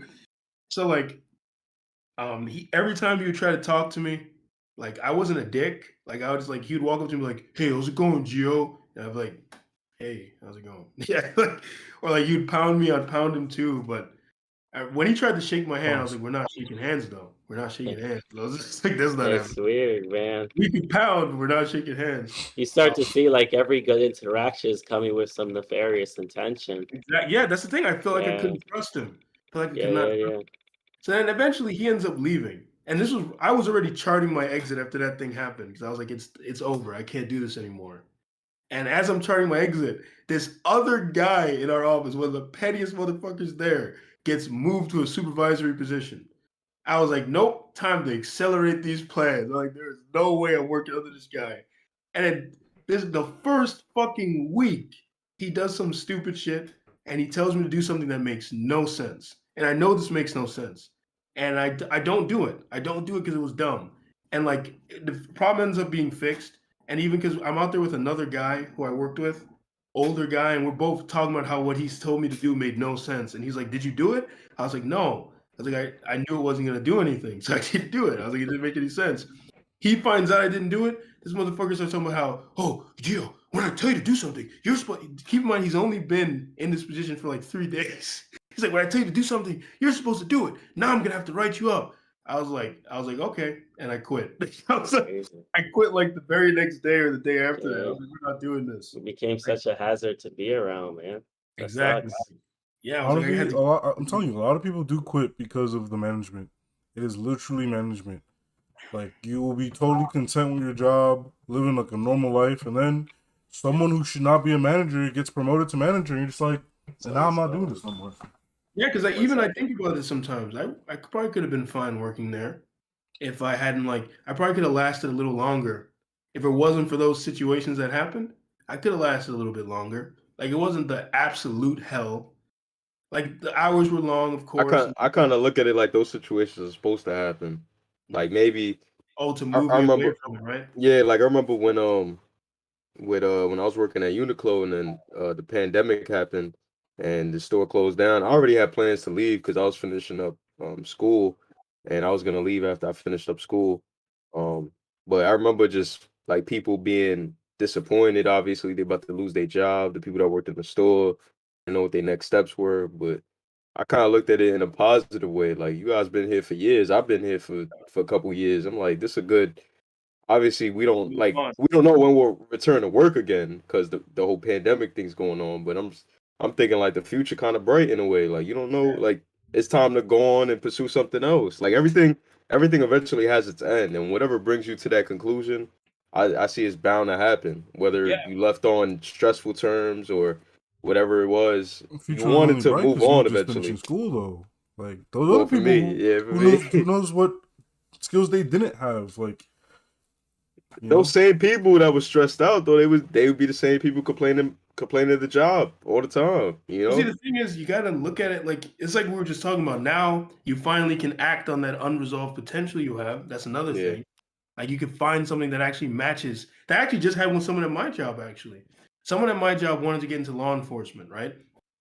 Something happened at the job where something went wrong with their fingerprints, and instead of looking at it like bad, she was kind of mad about it at first. But you know what she did? She was like, you know what? I'm not coming back. And she went, did her classes, registered to be a security guard. So she could get some security guard experience. And she's now taking her criminal justice classes, also doing her security guard shit. And I was just like, yes, Hey, some yes. people I was like, step as up. you should. Some people rise up. I was like, as you should. Yeah, But I mean, all there's this some work, good go-getters. yeah, go getter. Yeah, I was very happy when I was reading that. I'm not really like a spiritual guy by any means, but in a way that's somewhat kind of a sign. Like when Yeah. all these things are compiling together, like all these series of bad events, in a way it's telling you like, yeah, get the fuck out, right? Yeah. Or like start looking elsewhere. Yeah, Yeah, or it's But like change up a little bit. yeah, it's like I was telling Yeah, a girl. I do believe that like if you pay attention enough, you're gonna see certain omens of Universe, what right? to and yeah. how to feel about certain situations, especially. You'll start to see certain like That comes omens. with trusting yourself as well. Trusting yeah, that yeah. you're noticing these signs for a reason. Yeah, yeah. Like I was telling this girl at work about something that I was telling her like this is gonna make me sound crazy, but it's something that happens to me. I was like, and I think I was talking to Emilio, Ref, about this the other day in his gym. I think it was in his gym. I don't remember. I was saying like there will be moments when I have dreams that are just much more vivid than my other dreams, or like there will be moments when a voice is in my head that doesn't sound like my typical voice. And whenever those dreams will show something or that voice will tell me to do something, I will do it. Every time I was like, okay. It's like I look at it as if it's the voice of God telling me to do something. Yeah, And some sort every of it's probably just some simple sixth sense type of yeah, ordeal that exactly. we personify or explain in various ways because Exactly. there's plenty of people who just don't know why, but they just get up and start walking without a single thought and they end up somewhere where they feel they need to be. Yeah, every So I time think it stems from like just a sort of sixth sense kind of ordeal. I feel like you feel that intense feeling that you should be doing something, right? Like not like some frivolous thing, but like if there's like something in your life that you know you just keep thinking about, you keep thinking I should do this thing, I need to do this thing. Sometimes you just need to do it. Like in my case, whenever that voice or that dream will come by, and I will do what it tells me to do, and it will always work out Yeah, I every agree. fucking time. It's I crazy. agree. That's why I I started agree. listening to it so much. Yeah, I I was like, agree. man, it has to be God. I was like, there's no other explanation. I was like, every time it tells me to do something, I do it, and it leads to something At good. the I end was of like, the that's day, it's crazy. you and it's working. It's still Yeah, you. yeah, Like The problem, always give yourself some credit, because yeah. True. how many of those have you just heard and ignored? Exactly. You Exactly. know, like how many things have you just overlooked? I always give this example. You ever been outside, you're on the street, you hear someone scream, Mhm. Yeah. You ever think like you psychologically reason whether they're in danger or not? Should you walk or should you like walk away from it? Yeah. Every I time I ever usually thought I heard someone scream, I go to it. same here. I tend to go to it just to make sure. But it's just acting on whatever your life throws at you, whether it's from what you see before you, what you hear, what you smell, or what you think, or a combination of weird thoughts that don't go away. Yeah. Yeah.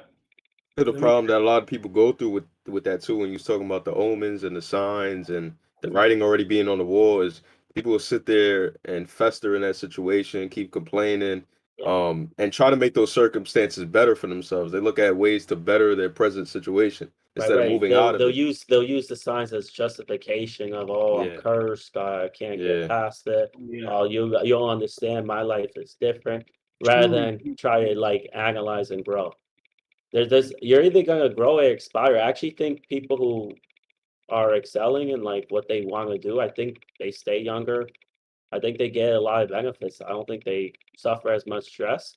I think Yeah. they probably are gonna go. They're gonna get it if they keep it up. Yeah. It's And better. they're go Yeah. ahead. Go. I was gonna say it's better to suffer hard and extraneous circumstances doing something you want to do than to suffer the fucking spiritual pain of doing something you don't want to do, even if it's not hard. Sometimes that makes it Mhm. even worse. Like, I remember my old security guard job. That shit had no work whatsoever, and I felt like an absolute piece of garbage. Like I was just like, this is. I feel like The shit. I was time like, you're wasting, because the time you're Mhm. wasting. Yeah. exactly, exactly. I was like, I can't do this shit anymore. Like, I cannot. Yeah, Ray can't tell you how I couldn't quit that job fast. I quit that job before I had another job. I just quit. Just fucking If you quit. had to run, had to run. I was Sometimes like, you it's gotta time to run. go. It's time to go. I've done I that feel too. Be I feel like safe. the solution that people have to those problems is just focused on that circumstance. It's like, all right, how can I get in better with my manager? Or maybe I have to, act this way. Maybe I have to do this. Maybe I have to not get so stressed out. Like Mhm. you could legitimize those feelings you have and just and realize, yeah, I have to move on. Like Mhm. instead of trying to figure out ways to I mean, obviously you're not gonna leave right away, so you're gonna try to work on Mhm. how can things be more pleasant for me there, because you like everybody needs a job. You can't just leave right away without having a job lined up. So I get that, but people look at it as a long-term solution for that problem when it's really just a short-term solution. It has Yeah. to be an immediate solution, and Hmm. then you have to focus on what you really want to do or what you really want to pursue. And then that's when you have to think about how you're going to tackle that. How you're going to tackle that problem. How can I get myself to where I really want to be at, or what I really want to do? Yeah. Yeah. Yeah. And before, well, speaking of making a situation better in which you work in your place of work. But before we get to that, I want to talk about a meme I saw a little while ago that I thought was funny. 'Cause I see a lot of self-improvement memes that are like kind of jokey, but like the main theme is self-improvement. That's like the main thing I see whenever I'm on YouTube or even Instagram, right? And one of them was like how to get through hard times. And the thing said step one, delude yourself into thinking it's preparing you and it's actually just training, right? And I laughed, right? But then I commented better than the alternative, internalizing it and thinking the world is stacked against you, right? And that shit got mad likes. People really like that Yeah, I put it's kind of doomerish, but it's said sarcastically because everyone who does that knows it works. exactly. Yes, you So, have to do. even though it's done sarcastically, Yeah. It works, you know, having Yeah. having the delusion that you're just doing what you're supposed to, you're just training, you're in the dungeon, you're suffering for a reason.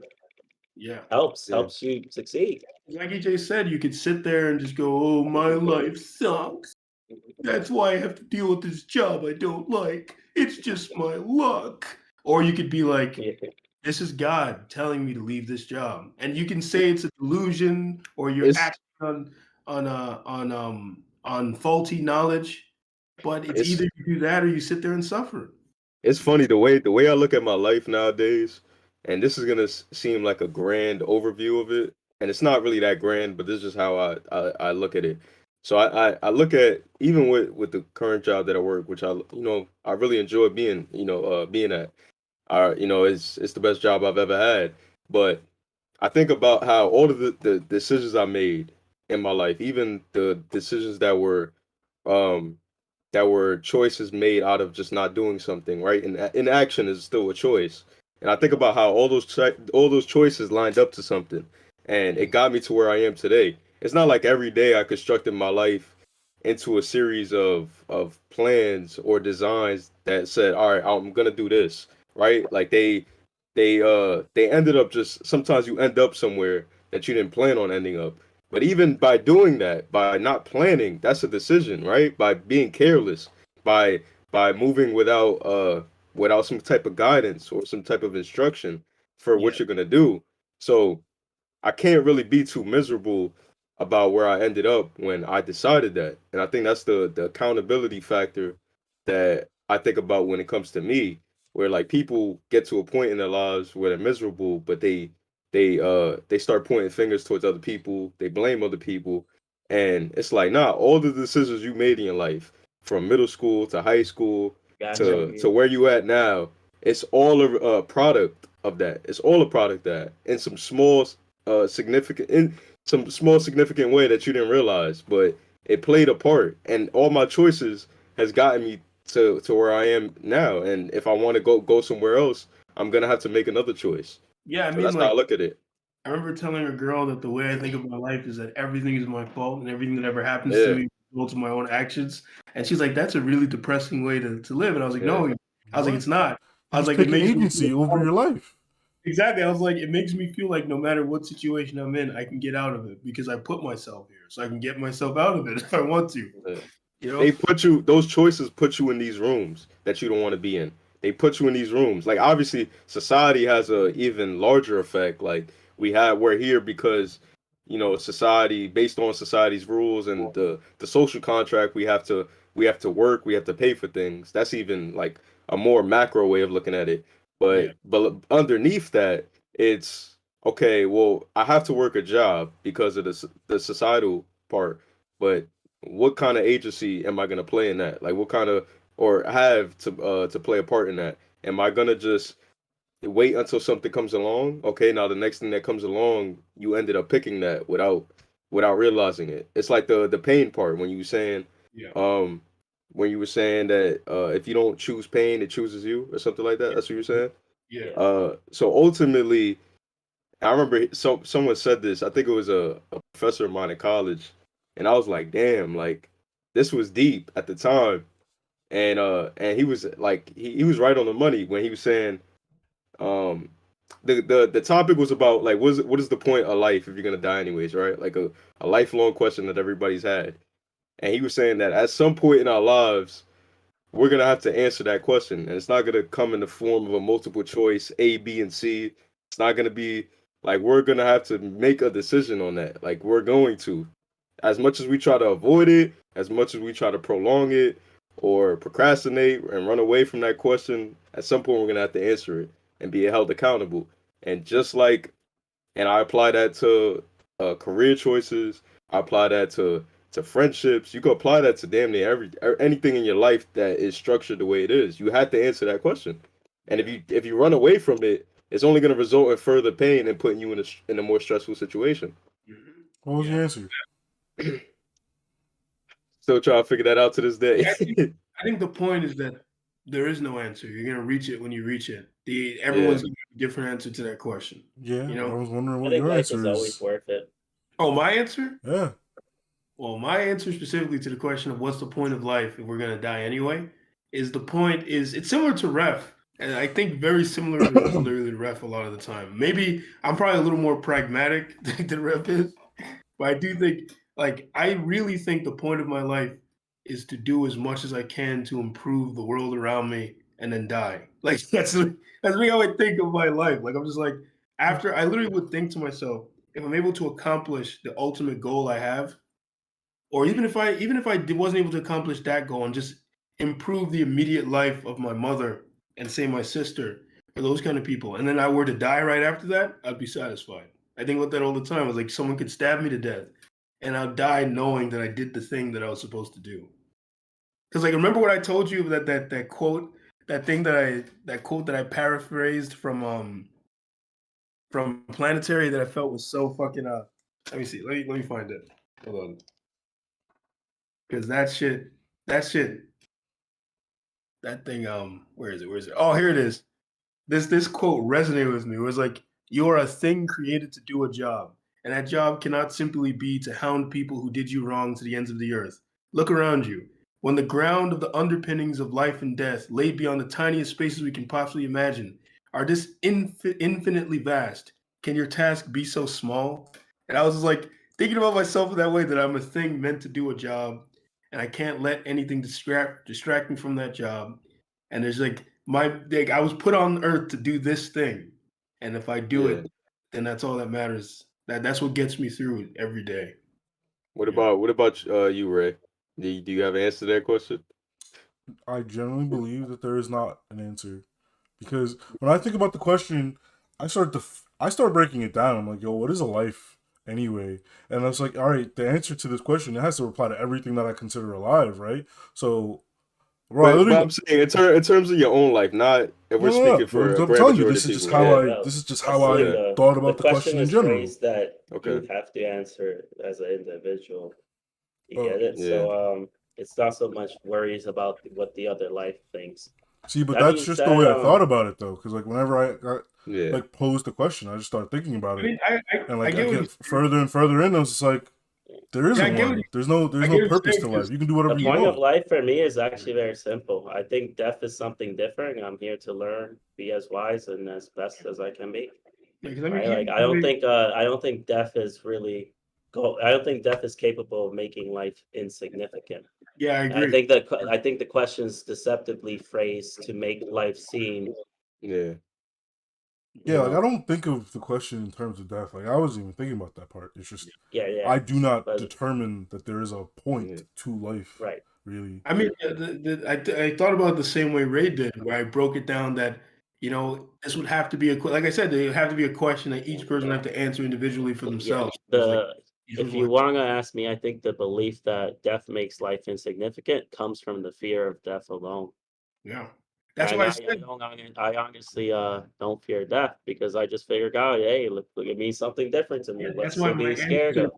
my answer to the Yeah, question is literally I'm going to do the things that I want to do before I die. yeah, That way I exactly. won't have those regrets when Right, the death right. comes. I'm just here to do the best I can and those goals I set for myself. Because the other way that the other thing I think saves me is and people will probably call this blasphemous as hell, is I don't think of the idea of heaven or afterlife. I just don't I remove that concept from my mind, and like I like this is all you have. This is you have to do it here or you'll never get to do it again. Because like I do feel like there's something after, but I feel like it's our energies Yeah. returned to the universe. I don't think we I, start flying around as ghosts or nothing. yeah, yeah. I'm not Life so life sure is where they're life going. only really, when you think about it that way, life really only has a purpose because there's an end point. Because the death being Right. The that stopping. finite, Yeah. the finite is what creates legends. Yeah. Yeah. Yeah. Right? If our And you legends were think to still yourself, here, they wouldn't you have be this legends. time. It's like I remember Ray when me and Ray used to talk about this, and he told me this kind of thinking was gonna drive me insane. Hmm. Where remember I said that thought that would enter my head. It was like, if not me, then who? It's like it would always Yeah. enter. Like if I don't do this, who is? And it was like literally how I used to think. And it will Like drive it's you crazy. Because the answer is Yeah. somebody. Yeah. I had to. I mean, I still think like that. I'm I not mean, gonna like lie. it's The fine truth if it's is, like a motivation. It's like I want to be the one to Yeah, do it. now I'm more reasonable about it. But there was a time when it literally was how I thought. I was like, I have to do this, or no one else will. But another thing, you never that, really know what you're gonna accomplish, though. Yeah, you So you don't know for can't beat certain. yourself up with the Yeah. question. You never exactly, really know for exactly. sure what you're gonna Yeah, accomplish. I guess I I mean, guess yeah, I guess my closest attempt, at least as it pertains to me in answering that question, would be along the lines of what you were saying. Just being an overall good person to others, trying to not just improve my life, but trying to inspire someone close to me, or even someone that I don't even know, like that, and just yeah, and feeding off that motivation yeah, to them, and making the world a better place in some small way, whether it's from your community, your neighborhood, or when you go out and meet other people. um I'm not like a motivational speaker by any sense, or try to like, yeah, let me see how many people I can motivate today. I don't live that way, yeah, but I at least try to be a overall good person, being respectful, being kind, being deliberate with my words and the effect that it has on people, not trying to be overly judgmental like I was in the past. yeah, Um, and also, the other part of it is just trying to like talk when Ref said the finite existence we have, how fleeting it is, and trying to live to the highest extreme that I could live to, yeah, without damaging myself, without being harmful to others, without um you know without being a shell of myself, and being able to live to that extreme but still maintaining any kind of integrity that I have. And that's the battle that I face at times, because it's like you want to conquer everything. You want to be this, you want to achieve it all, because you don't have uh you don't have immortality. Like this is it. But Yeah, yeah, you also want to live an existence that's respected, and where you don't do something that is opposite of your true character. That's yeah, not in line with your true character. So I try to like maintain that. Life is just a balancing act in general. So yeah, I try yeah. to stay within that balance. I mean, yeah, the true strength is in recognizing your own limits, Yeah, right? Like sometimes you have to realize there are certain things you're just not capable of. Like not in yeah, terms of like you could never do that, but it's just like it's like I was saying, like you're gonna start a business and you think you're gonna be the skeeviest motherfucker, but you don't have it in yeah, you to be that way. Don't do that. Just don't do it then. You don't have it in you. Like you're gonna quickly learn you were not built to do that shit, you know? yeah, But yeah, I mean like but like Emilio, like I feel like me and Ref have a similar ideology in that like I think of my life in terms of like acts of service. It's weird because yeah. Magnetic service is what I call it. You just yeah, try like your best. Whatever comes towards you, you try to help.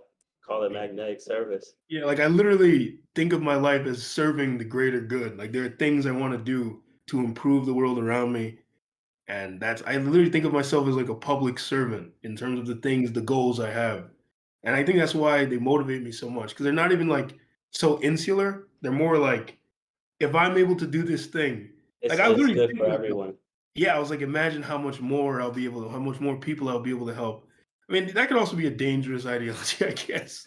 If you end up in politics or something, and you're just like, if I'm able to do this, then I can help all these people. Like sometimes trying to be yeah, the hero, you can end up becoming the villain. But another thing I think that helps keep me alive and keep me like it's like it's funny this idea came from a metal song. It's meant to be a nihilistic song too. This death metal song, and for some reason it filled me with hope. It's like when me and Ref were talking about how a lot of the music we listen to are holdovers from our more damaged days, but now we listen to them, they don't have that same effect on us anymore. Yeah, yeah, yeah. So this song is nihilistic as fuck, but there's a line in there that says, "Salvation is nothing, and nothing is salvation." Right? And it's meant to say like there's no hope, like your life is fucked, right? But the way I took that is there's no salvation outside of me. Like if I don't do something to improve a situation, then that's it. There's no Then God you're that's gonna gonna, open the heavens and come save me. I have to do it myself, you know, yeah. yeah. and that gets me through it a lot. But before I guess we forget, because I want to talk about EJ's topic that he suggested on the idea of making your work life less miserable. Um, how do you guys think you can gain recognition for your work without coming off as desperate? It's a hard question that I was thinking Do a about. good job. So, for the few times that I did gain that type of recognition, I generally believed it is about being liked at your job. Like, if they don't like you, I if agree they with do that. not like you, it doesn't matter how good you are at your job, they won't give you your flowers. 100% agree with Like, that. like I literally, it was a vote, right? Like, I won Employee of the Year twice in a row, but the managers and the boss did not like me. They literally invented a whole nother category just so they could give the award to somebody else. A Wow. category that they did not allow the workers to vote on just so they can give Employee of the Year to somebody else. That's messed up. That's goofy. It's That's what goofy that as is. fuck. And literally everyone who, like, the person they gave it to, they were like, no one liked her. But No you know one why liked they her. do that, Everyone right? knew she was a lazy person, What but were You you they know gonna why they loved do her. that, right? Huh? You You know say why what? they do that, right? She's What? family. She wasn't family. No, she was family, technically. Bro, she would Family sit in ties, there. yeah, She family would sit in ties. their office and talk to them, do this, that, and the third. Family But when it ties, came time family to do ties. actual work, she is the last Nah, person you could she's ask just to on the do payroll. anything, They bro. just took it too far. She's just on the Anything. payroll. And everyone was like, everyone was like, yeah, that's bullshit. And they're like, oh no, but she comes with all these ideas. And I was like, no, she doesn't. Like, they literally usurped me, right? I gave this person some ideas because Was I was an event planner. I like that word, usurped. Bro, I Yeah, was an event usurped her, planner. yeah. I gave him a list of supplies and things that we were going to do. I sent them to him. He went behind my back. He was like, oh, we could ask her. I was like, I don't need to ask her for anything. Like, I never need to do that shit. And I gave him the ideas. Then he went and was like, oh, well, I asked her. He like talked about it like so matter. It was like, oh, yeah, I asked her. And bro, it was the same shit that I told him. It was the same shit. It was the first shit you do when you Googled something. Those were her ideas. The first things that you Google, she was just like 1, 2, 3. And I was like, yo, bro, 1, these are all shit ideas. That's why I didn't pick them. 2, one of these is literally just my idea but worse. 3, who the fuck told you to do that? That wasn't rude though. What? I was Oh just no, I was waiting rude as for fuck to this man. Bro, this Didn't man, care. I was rude as fuck to that guy. I was rude as fuck Usurped, to bro. him. I Yeah, thought you usurped. said you're supposed to be nice. Huh? You said you're supposed to be nice. Remember? Nah, bro, this guy would constantly go behind people's back and do shit like this. So Exactly. I at this point, bro, because at one point, this same guy, right, who usurped me, this guy was like, oh, hey, we're going to have a large influx of people coming from multiple entrances because of this one specific event. We should separate the scanning system so we can, like, accurately get all these numbers, right? And he was like, no, that's a dumb idea. At the end of the night, he was like, maybe next time we should do this thing. I know we don't have the foresight to... I was like, no. I literally called him out. I was like, no. You said not to do this. He had the idea. I pointed it out. I was like, that guy had the idea. You said no. Take that out. I called him shit out. I called his shit out all the time. He definitely didn't like me. But honestly, it was because he was such a dickhead. He was such a dickhead, bro. Yeah, man, Also, he had the audacity to look me in the face and tell me the Ben 10 theme song wasn't heat, bro. The original Ben 10? That's Yup. crazy. Like we were joking around in the space and we were playing like old cartoon theme songs. He was like, Ben 10 is garbage. I was like, what? Yeah. What? Yeah, that was the straw that broke the camel's What? back. Yeah. Nah, the straw that broke the Somehow camel's that back. works Nah, out. Your favorite one shit. time I actually did yell at him because I was kind of rude to him sometimes. But one time I actually yelled at this man like a You child. should admit it. Was Like a chat? No, I yelled at him like he was a child, bro. I was planning the event. Baby I him. told him not to get something. I was like, it's fiscally irresponsible to spend our money on this, right? I was like, do not spend your money on You this. definitely treat him like a chat. Yeah, And shit, then like a he child. walks in day of the event and he's like, guys, guess what? I bought this thing. I literally I stopped what I was doing, turned around, and I was like, why the fuck did you do that? I went off. I was like, I told you not to do this, blah, blah, blah, this, that, and the third. And bro, he smalled up real quick.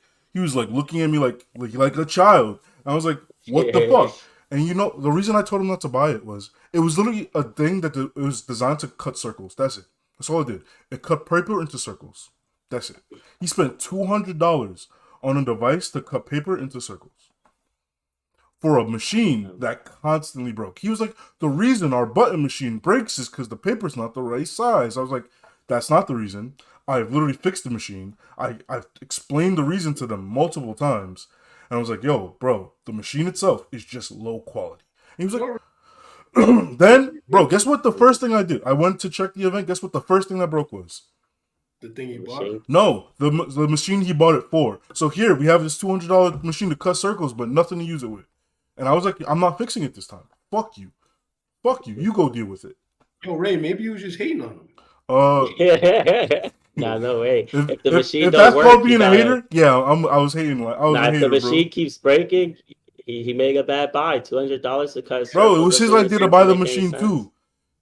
That's why It he doesn't was make so any adamant on sense. making it work. He bought the button maker that was garbage, like the garbage, trash button maker. You make 3 buttons, that shit falls apart. And I was like, yo, this is literally just bad. Didn't want to hear it. Did not want to hear it. Yeah. I remember at the job I worked at before the last job that I had. I remember I was very well liked at that job because, like, this kind of answers EJ's question. So I'm gonna be honest. When I work at a job that, especially the last few jobs, I didn't really care about, I don't work that hard. I actually try to as hard as I can to not work that hard, so I can focus on the things I actually care about, like my creative pursuits. So I will literally take whatever time I can. But I'm also not stupid. So I try to appear as if I'm working very hard, even though I'm not. So at that last job, the way I did it was I would set everything up and I would set things up before the day started. There was a specific task that needed to be done that I would do every time. And these people were idiots. They didn't know that anyone could do it. They thought that you needed a special skill to do it. And I knew this, and I just let that that mystique go about me. I was like, yeah, this will make me look cooler. I was like, this will make it look like I'm necessary and needed. Like I used to be on some light Yagami shit a lot of the time. Well, nowadays I can say my light Yagami energy is not put towards evil anymore. Now I'll be thinking of how like it'll be towards good things. Like I've I would always trick done good. Like I never really had an evil phase at all. I I've had an always evil just been phase. doing When I was good. younger, I had a phase where I would literally try to trick people into making fools of themselves so I could find it fun. Pranks. Go watch And I- that episode. Them pranks he pulled on T-Sock is straight evil. Yeah, Straight from the the devil himself. Mhm. yeah. But yeah. So like now, like when I put my brain to work, it'll often be tricking people to do things they should be doing or convincing them to improve their lives, like all sorts of things. I'll hype people up, even if I think they're a fucking idiot, just so that they That's can. no good, bro. No, I'll hype them up so they can do the thing that I think they should be doing that'll make their life better. That's what I'll do. Like, I if, see. yeah, I'll be like, yo, you really have these skills and talents, and I'll be trying to. I'm not lying sometimes, but I'll be like Sometimes. exaggerating, maybe. Oh, Like so you if just I like was- to butter people up. It's not so much like yeah, it's butter them up like, yeah, you can do it. Make them feel warm and cozy and Yeah. happy to do it so they can't disappoint you kind of ordeal. exactly. Then they do it, and it works. It works when you give someone the It's a little motivation. tricky, it's a little bit Yeah. wrong, but it does occur naturally, I believe. But yeah. So, anyways, at that job, like I said, I would do maybe like 2 to 3 hours of work out of an 8-hour shift, right? But no one knew that because I was always on the move. So I looked like people used to think I was important. They thought that I was like important because I was always moving, and I was very friendly. I would talk to people all the time, and like Ray said, It was social being. yeah, so like they liked me. Everyone really liked me. So I remember I got into this discussion with this girl, and she was like, "Oh, Gio," because they started firing people. She's like, "Gio, if you don't start shaping up, they gonna fire you. Like they gonna notice that you're not working, and they gonna fire you." And I was Nah, like, "Yeah, what was that?" I said she was just putting that fear in your heart. She tried, but knowing Didn't- me, when I'm didn't at my last. most arrogant, when I'm in my true Leo sun god energy, Ray can tell you there is no getting into my head. Like that Good. domineering arrogance. Heck, even EJ has encountered it sometimes where I just become very domineering and forceful, and I'm just like, nope. I'm like, nope, you're an idiot. That's dumb, right? But anyways, I was telling her, I was like, nah, you don't understand. I was like, everyone here really likes me. I was like, I'm literally telling you, that's all it takes. And she did not believe me. I was like, literally, as long as everyone likes you and you appear to be working, you will do better than the people who are working hard. And she was like, no, that's not true. That's not true. Guess who got fired and guess who stayed? She got fired like week Uh, one. Week one. I was there for weeks. I didn't even want the job anymore. I had to fucking debate with these people to lose the job. I had to be sitting there telling them I only want to work 2 days a week. And they were still trying to keep me. I was like, you were just too much motivation. They yeah, knew it. but then eventually they did let me go because I was trying. Yeah, they were trying hard to hold on to me, like, because like it was crazy when I was trying to leave because they were literally cutting people's hours. They didn't want people doing overtime anymore. And me, since I saw this as a perfect opportunity for myself, because I was trying to leave and go get another job, and I was like, okay, I can still work 2 jobs and save up as much money as possible if I cut the time down here very like small. So I went to the guy and I'm like, look, you don't have to cut anybody's hours. Just cut all of my hours and cut me down to like 2 days. Everyone else gets to keep the same time. He was like, no, you're a very valuable worker. And I'm just like, what the fuck are you talking about? I was like, I don't even do anything. I was like, You what the fuck is slack. wrong with you? Also, that's Yeah. crazy. Like, he's sitting here stressing over like cutting people's hours, and here comes the perfect solution. Hey, keep everyone the same and let me just work less. Like I cut just cut me, just me. He's like, I can't do that. It's like, why not? He's probably like, oh, poor Gio's so sacrificial for the team. I gotta remind him how good of a worker he is. Ah, jeez. I think that's probably why he didn't get it, that you had a second job or something. Yeah, I had a second job, and then Mhm. eventually they just let me go, and I was like, thank God. And like, yeah, I was happy when they finally let me go. But yeah, I mean, I would say, like, I think Ref hit the nail on the head when he said to just do your work. Like, if you just do your work and you do it effectively, and like, All I feel right. like I have a counter to that, but go ahead, finish your thought. I was gonna say, if you do your work effectively, um, and yeah, of course, there's a social element to it. Like, you're a social person, you're friendly, and you do your work effectively, and the results speak for itself. I think that will demonstrate the value of your work for the most part. Yeah, All right. So I feel like that's not a bad way to think, but it's not necessarily true. Um, yeah, I agree with that. a lot of times, I mean, depending on what we're talking about. When I was thinking of this question, I was more so referring to like the work that we want to do. Like when you was talking about the creative pursuits that you spend time, try to allocate your time to doing. How do you get that to be noticed? The stuff that you want to get noticed without coming off as, oh Oh yeah, the man, starving artist in the street. that's This a man, completely that's a yeah, that's completely way different. But I mean, we could look at both sides of it because you do have people within their jobs that even if they're miserable, they still want to make as much money as they can from their job and try to get promoted, and they want managers to look at them. And people subscribe to the notion, which is not, necessarily it's not that it's false, but it's not always true about the, hard work pays off. You yeah, just keep your head in the game. The results will speak for themselves. And the problem with that is you got certain people that slave away yeah, no, for an nothing. employer and nothing comes of it. Yeah, And they might be actually working hard, but it's just it's not amounting to anything. They're not getting their notice. I mean, And yeah, all they can do is hang their hat on like, I know what I'm doing. I've been here for a while. I didn't get fired. Eventually somebody's gonna take the time to notice me, right? But that kind of facts. mentality, it's like you kind of become discouraged at a certain point Yeah, in believing in that when you're not seeing the results from it. And sometimes you will get the results, but it might really take long. It might take longer than you anticipated. And because of that, you might not be willing to stay at that job no longer. And you might want to go somewhere else where you yeah, feel like your work will be recognized. yeah. Now on the creative, I wanted to talk about the creative part more. Um, because the problem with that is obviously when you're doing something that you're passionate about, that you want to make a career out of, you want everybody to notice, not because you have this narcissism or you have to be in you have to be recognized by everybody. It's not really about you, but you want to make it about the work. You want to be saluted for what you're doing. Yeah. And it's hard to do that.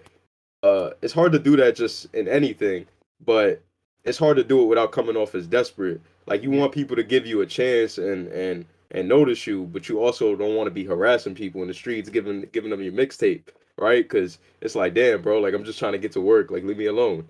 Yeah. For me, I find the best strategy is to do it with like the humble arrogance that you already have it, or that's coming. Yeah, Yeah.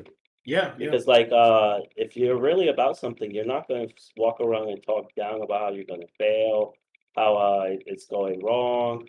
You're going to actually sit there and say, "Hey, this is what I'm doing now," and but explain this is everything exactly as literally is. this is literally the problem that a lot of famous people that we admire to this day have went through. Like when we talk about famous painters, famous musicians, where they didn't get some of them didn't get recognized till after their death, right? Yeah, yeah, So exactly. after they were dead and they were slaving their entire lives, even famous authors where they felt like they were big failures and they were never successful because they didn't get that admiration from everybody, and so they just kept working hard and hoping that it'll result in something. But then when they died, everybody was like, "Oh, let's check him Yeah. out. This guy is actually interesting." Well, I mean, on the Well, that on hope the transcended life then. yeah, Yeah, on the business side, I would say it's it's about being friendly and more so about being friendly and also doing adequate work, and that's what will get you through. If you're a friendly person who can talk, you gotta learn how to talk. And this is it goes both for both things really. Like if Ref was kind of hinting, if you're gonna do creative projects, you gotta know how to market yourself. That's like the first thing you gotta learn, how to do some marketing, how to be able to market. You do not know how to market, you're not going to go any fucking where. And you might rarely get somewhere. You might get lucky. Your art is just really eye catching, and someone happens to see it. But most of the time, if you don't know how to market yourself, you're not going to get anywhere. And I feel like a large part of it, in terms of creative pursuits, is you have to get rid of the fear of coming off as desperate. You literally have to get rid of it. that's what I was gonna say. People's answer Yeah, to yeah, that yeah. question is don't The care humble about coming off as arrogance. Yeah, desperate. Don't care how it looks. yeah, If yeah, you look like a starving artist and everybody notices you as a starving artist trying to get his big break, yeah, so yeah. what? I So what? That's mean, what you want to do. Yeah, yeah, like especially if you are the starving you artist. are a Fuck it, starving I am. artist. Yeah, If you are, yeah, that's me. Yeah. Sometimes you just gotta roll with it as it is and just be happy that it yeah, is. But at the No, because same time, there's a lot of people that don't even got art. yeah. yeah. They got But nothing they want to share with the world. I would say don't sit there taking pride in trying to be the starving artist, because that's something Yeah, that yeah. young Well, Ripa. no, yeah, yeah. Just be yourself. If they happen to consider it that is Yeah. what I'm Because saying. being because you might have a work of art that you think is great that you want the world to notice, but being that starving artist, embracing that might not be true to who you are as a person. Exactly. That might force you to be someone you're not. Like, yeah, I want to be noticed, but I don't want to put myself on display like that. I don't Yes, want to. sometimes See, you Yeah, have to that's dismiss such a yourself. contradicting idea, though. Like you want to be noticed, but you yeah, don't want to be put on display. Like Yeah. you got to No, but put yeah, yourself on display to be noticed, guy. true. That's yeah. very true. But You gotta plant the right seeds too at the on the same flip time. side, And know there when are the some shit's people gonna who grow. they do their art, but they don't necessarily want to share it with people. They just do it to do it, and See, they but that's enjoy not it. the question. Yeah, but I was gonna say something though. The thing though, in regards to the question, is Young Ripa has talked about this a lot, like Eric July, where like you got these artists who they take pride in being the starving artist, and Yeah. they try. It's like they're trying not to make fucking It's like, money. don't forget what you did this for. Like, Yeah, Yeah, don't yeah, yeah. forget. yeah. And he's like, let's stop Yeah, pretending that we're not out here. Like, don't sit there putting yourself in a situation where you're in a lower economic rung and you're yeah. fucking starving and having to eat your cat food just so you can pretend you have this sense of nobility. You gotta be And it- stable. You I have to think be uh, I stable. I think exactly. it's someone like MF Doom who is one of the best rappers of all time. Um, he's recognized really at he wears a mask, like he's known for his work. It's not about him the individual, it's about what he did, Yeah, right? Yeah, yeah. And people use the work to catapult their self image. to bring more attention to themselves. Yeah. Obviously, they want the work to be noticed, but it's also to them that fame is important. That attention, everybody knows their name when they walk down the street. People asking for their autographs. Like that is an important part to it, not just the money aspect. But you It's got people that recognition. just want that work. Like if you don't know my name, don't know anything about me, but you're buying my product, then See, cool. I think That's right actually now you're something. conflating ideas though. Like I think you're mixing them, and In what it way? causes rise to this type of question. Because, for example, MF Doom, if he wanted people to like recognize his work, he did that. He made Yeah. sure that people weren't going to notice him, but his work. That's why he wore the mask. But he still Yep. made sure that if he wanted his song to like be put out there, he put it out there. He Yeah, wasn't. yeah. He Yeah. didn't like take off the mask and be like, "Look at me, I'm some like beautiful person. Yeah. Listen to my music." He was just like, "All right, this is it." He put the music out there. Chance the Rapper did the same thing. He gave away all his music for free. And the reason like he blew up or whatever was because his music was good, right? Yeah. Like regardless of what you want to say about his music now or before, is like he got where he got because he did what he needed Yeah, to I do mean, to put stuff out there. But wait, yeah. but the reason I'm thinking you're conflating ideas is like there are also people who want to be famous. It's not about the product. They Yeah. want to be Yeah. famous, right? Like a lot of the Kardashians. I'm pretty sure they don't generally give two rats ass about the thing that they're doing, but it's gonna make them money and they're gonna put their name on it. Like they always, the amount of times it was like, oh well, I didn't realize X Y Z, blah blah blah. They don't give a fuck. That's why Yeah. they got in those They knew what situations they in the were first doing. I mean, place. the Kardashians are talented in that they know how to market themselves. There's the That's what ultimate. he's that's what But he's what I'm talking about pointing though. is like Yeah. they want to be famous, and that's what they're going to be recognized for. Yeah. And it's like It's to conflate the two You could choose. together. No, you could choose what exactly. You could choose what you want the people to focus What on is the product? in your. Are you the product, or is what you're producing the product? Exactly. But you That's have what I'm a trying to say. Like yeah. the idea that you can't do one or the other is wrong. Like if you wanted to be an artist and be recognized for your art, you can do that. You still got to do the promotions. You You still have got to put control. yourself You out have there. control over. You have control over it, but you hear it all the time though, like from celebrities that feel that are miserable because I can't think of one person, but I've heard it from someone in the past in an interview talking about how people thought I was the happiest guy on earth because everybody knew my name and I was successful. But Robin I heard Shannon Sharp. Williams, Mac Miller. I heard Shannon Sharp say this. I heard Shannon, to give you a more concrete example. He was saying how he went to the Broncos when he got drafted, and he was a great player, probably one of the best players on the team at that time. So like everybody in the city of Denver knew him, but like he was just a guy that was focused on playing football and just like wanted to be respected by his peers for how good he was on the football field, how good he was as an athlete. And he wanted fans to recognize that too, but he also was saying that like when he wasn't playing football and he would go to a supermarket, like he wouldn't want to have to be he wouldn't have to be Shannon Sharp, the football player. He just want to go get his groceries and leave. Like he wouldn't want to be recognized. And he was saying that that's why he never lived whatever team he was on. Like he never lived in that city because he knew like the community was really you know really really interested in what he had going on, and they wouldn't they they would wouldn't make him not recognize them. yeah, they would not recognize him. They would make him feel that attention day in and day out, whether he was playing or not. So that was pretty generally the point I was alluding to when I was saying that is to some people it's just the work, and sometimes they don't have they can't control it as much as you would think when they're trying to get to that point. Like they can't just make it about the work. Like Sounds people like he controlled people it pretty don't well, let right? them Sounds like have he did that. what he needed to do to make sure the thing he didn't Yeah, want to happen happened. So he's like, all right, I yeah, can't live in the city. I don't live in the city. Yeah. Like I when mean, you get to a certain level of fame, like when like there are literally cameras and millions of people watching you, no matter where is you go, no matter where you go. you're gonna Yeah, have that notoriety, that fame, bro. yeah, Literally, even when I was an event coordinator, because I was there, like a lot of freshmen saw me every weekend. Like I was like low key famous because like people just see me and say hi to me and bother me all the fucking time. So you know what I did? I would just not go to certain places on campus. I was like, yeah. damn, I want to be alone. Let me not go to the place where everyone in the campus has to go. I just wouldn't go there because I didn't want to deal with those Yeah, people. you gotta escape from the social circle. So like I there are mean, situations like that, You could And try it's not that his managing work that. wasn't Yeah. recognized, right? Yeah. Because the only reason they even like fucked with him is because he was putting it down on the field, right? I Yep. think Yep. what EJ is saying is that he wanted it only to be his work that's recognized and not him. But he is his work at that point, right? He is the guess. I think football it's a little player. bit different If in he's the his one case. doing all those cool plays, it's like it is him. Yeah, but Yeah, he wants yeah. to be But when recognized it's all, for the but work. when it's all said and done, his identity is just a football play. Like people are more than their work. Like when we talked about it with actors being typecasted, right? Where they get these roles and this is all they are. The whole world knows them as playing this character, but it's like nah. Like I'm a father. I'm a family man. I have other interests outside of what my work is. What I'm known for. Nobody When you gives a get fuck to a about certain that. point, Yeah, one, niggas don't care. yeah. They don't Niggas give a fuck don't about care. that. Yeah. Like they don't care. Like Yeah.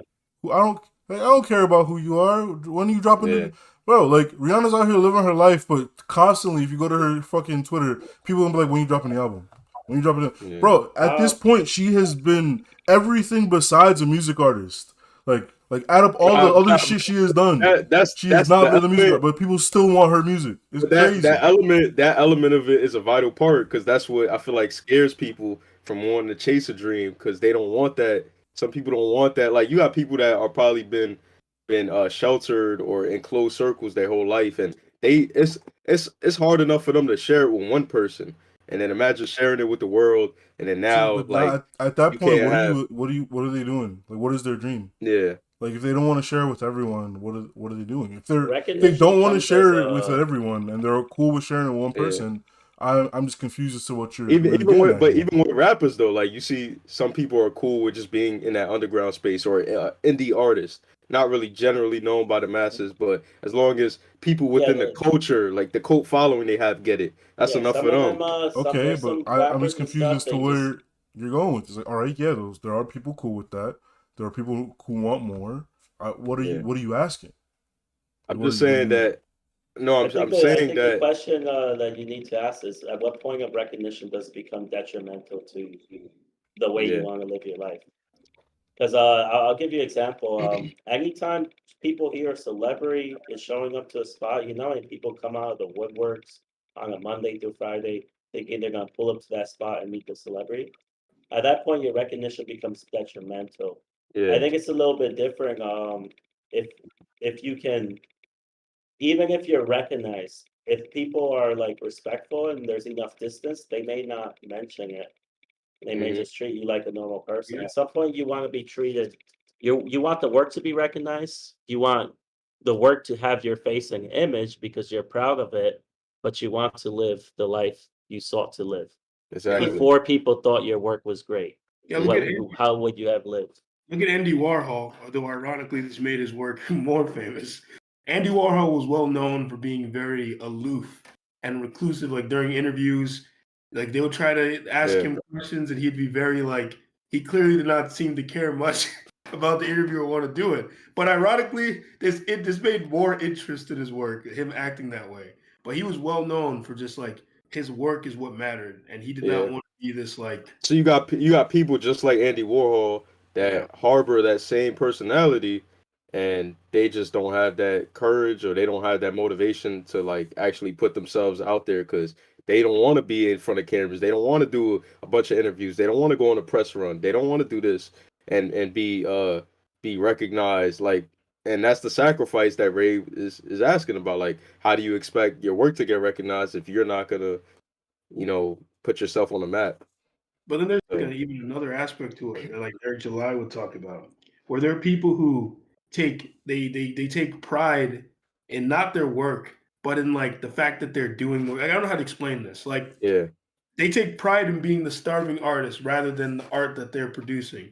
So like Hmm. he was talking about how like they're proud of the fact that they're not making any money, and they'll use the excuse that it's because the art is important. But he's like, nah, the excuse is that you're a fucking bum and you don't Yeah. want to put the hard Yeah, work if to art generate. consumes you to the point where you no longer have a stable life, you're gonna get kicked out of your apartment. You can't feed your dog. If art brings you to that state, Then it's something's not wrong. for you. It's just Exactly, not for you. something's You wrong. have to get a stable job and figure out what art you See, can create in the a new, thing better environment. the Because thing part that of yeah, the thing that I'm not wrapping my head around here is like if they want to have that recognition for their art, right? Like, how do they expect? Like, if you're not promoting it and Yeah, you want it to be it'll tied to never you, you happen. have Yeah, to tie yeah, to yourself. And like, yeah. I You know have that other part is annoying, but like, that's Yeah, just part like you're gonna have to deal with, well, right? Like that's we a were technically, talking sacrifice. about the things that you have to Yeah, deal with to like yeah, technically be you it's a don't have successful, sacrifice. right? technically you don't have to tie it to yourself to promote it. You don't have to. Well, I'm just saying, like, if you want, like, if you want your art to generate money, like, if that's what you want, like, you're gonna have to tie it to stuff. You Otherwise, don't people will tie it steal to it. yourself to do that. You don't have to tie it to I'm just saying, yourself to like, you do have to tie it to some. You have to make the money somehow, something. right? Yeah, Right? Like, Something. you can say you can go through the LLCs, living trust, whatever you want. I'm saying, like, you're gonna have to like tie it to yourself in some situation, Oh, yeah, that. some way. Like, you to get the money from it, you have to tie it I'm to saying like a yourself. public facing way. You don't necessarily have to tie Yeah, like, I'm yourself not to saying that. that you have to go out and be like, "Hi, this is my thing that I made," but that's what I was mainly referring to. If you're hiding behind like a business brand name, like an which LLC, people do a that all the company name, time. Well, yeah, it's less Actually, respectable. there's easier ways to, for sure, manage the fame part of it. There's definitely easier ways, and like I said, MF Doom is one person that's done it. Not everybody has to do it the MF Doom way, but there's other like the people that have the anxiety or that are recluse or antisocial, whatever it is. Um, there are ways to manage it the best way you can, but at some point, you're gonna, not saying you necessarily have to do an interview, but depending on, obviously it depends on the line of work you're in, but you're gonna have to, as Ray said, tie yourself to it. Um, so it's how much of it, how much of the world are you gonna like? I there's mean, how much of yourself are you gonna show to the world? there's another thing also with creative works that you have to pay a lot of attention to if you want it to gain recognition and to move forward. And people don't think about this enough. And even I was guilty of this until I realized that it was necessary. They will sit there and design some work that is so fucking abstract and culty that it cannot appeal to anybody. And it's like, if you do shit like that, you're not gonna get very far in the fucking industry. Like, it's not gonna happen. You have to think about the fucking consumer. Like, you can't be so insular Yeah, that you're not thinking about the consumer. It's like, even like I started working on my style. Like when I used to write, if you read my old stuff, it was very like very wordy and very like I would take something that could have been written in 3 sentences, I would write in a paragraph, right? And stuff like that. And like I started to realize stuff like that is not necessarily fun to read for the yeah, generic for most people. And I was like, reading a book should be a fun experience that you enjoy. It doesn't have to. It shouldn't be me trying to demonstrate to people just how fucking skilled I am. I was like, no, and like, that's part of it. Sure, I want to demonstrate to people that I can craft an interesting story, but you can be a great writer and still write garbage. Like it's uninteresting garbage, but you it's just have been done before. It's been done Yeah, yeah, before. like So I think back to a lot of like the books that I read as a child, right? Like, you know, these like 300, 400 page books. And I really think could the lessons in here have been told much simpler? yeah. Like Probably, right? I feel like part of the pollution that they've done in like our English classes was like word count minimums, all those things like kind of programmed us to write and say more than we need to get the point Yeah. across. I generally do hate that shit. That was me and Yeah. Ray when we were in fucking. You gotta Yeah, this remember, thing they I think they did it to confuse people on purpose. They yeah, started you to gotta think that's remember, how I'm you an write. English guy, and me and Ray would have these conversations in our English class where I would point out, I'd be reading something and saying to him in Greek, we'd be talking about how the thing this person is saying could have been said in a way that But was much more concise. but And I that's the was a whole guy point. who They creative. did it on purpose, you know, like when you used to write a letter to someone, were you writing a whole essay or did you just have fine points? Yeah, you say what you need to say. Yeah, And yeah, I feel yeah. like So they've done a number on I think most people's writing styles, and that's why I all think these new some authors. authors see it as a fun endeavor though, like to I see mean, how can I write this in the it can most be eloquent way there is possible. definitely purpose for it, right? Like Yeah, sometimes, I'm not gonna say every Sometimes single it's just time you need filler. to, right? Yeah, sometimes it is filler. Like there's definitely a purpose when you do write something in a very eloquent way. You use extra words, you're taking your time to draw out the description, right?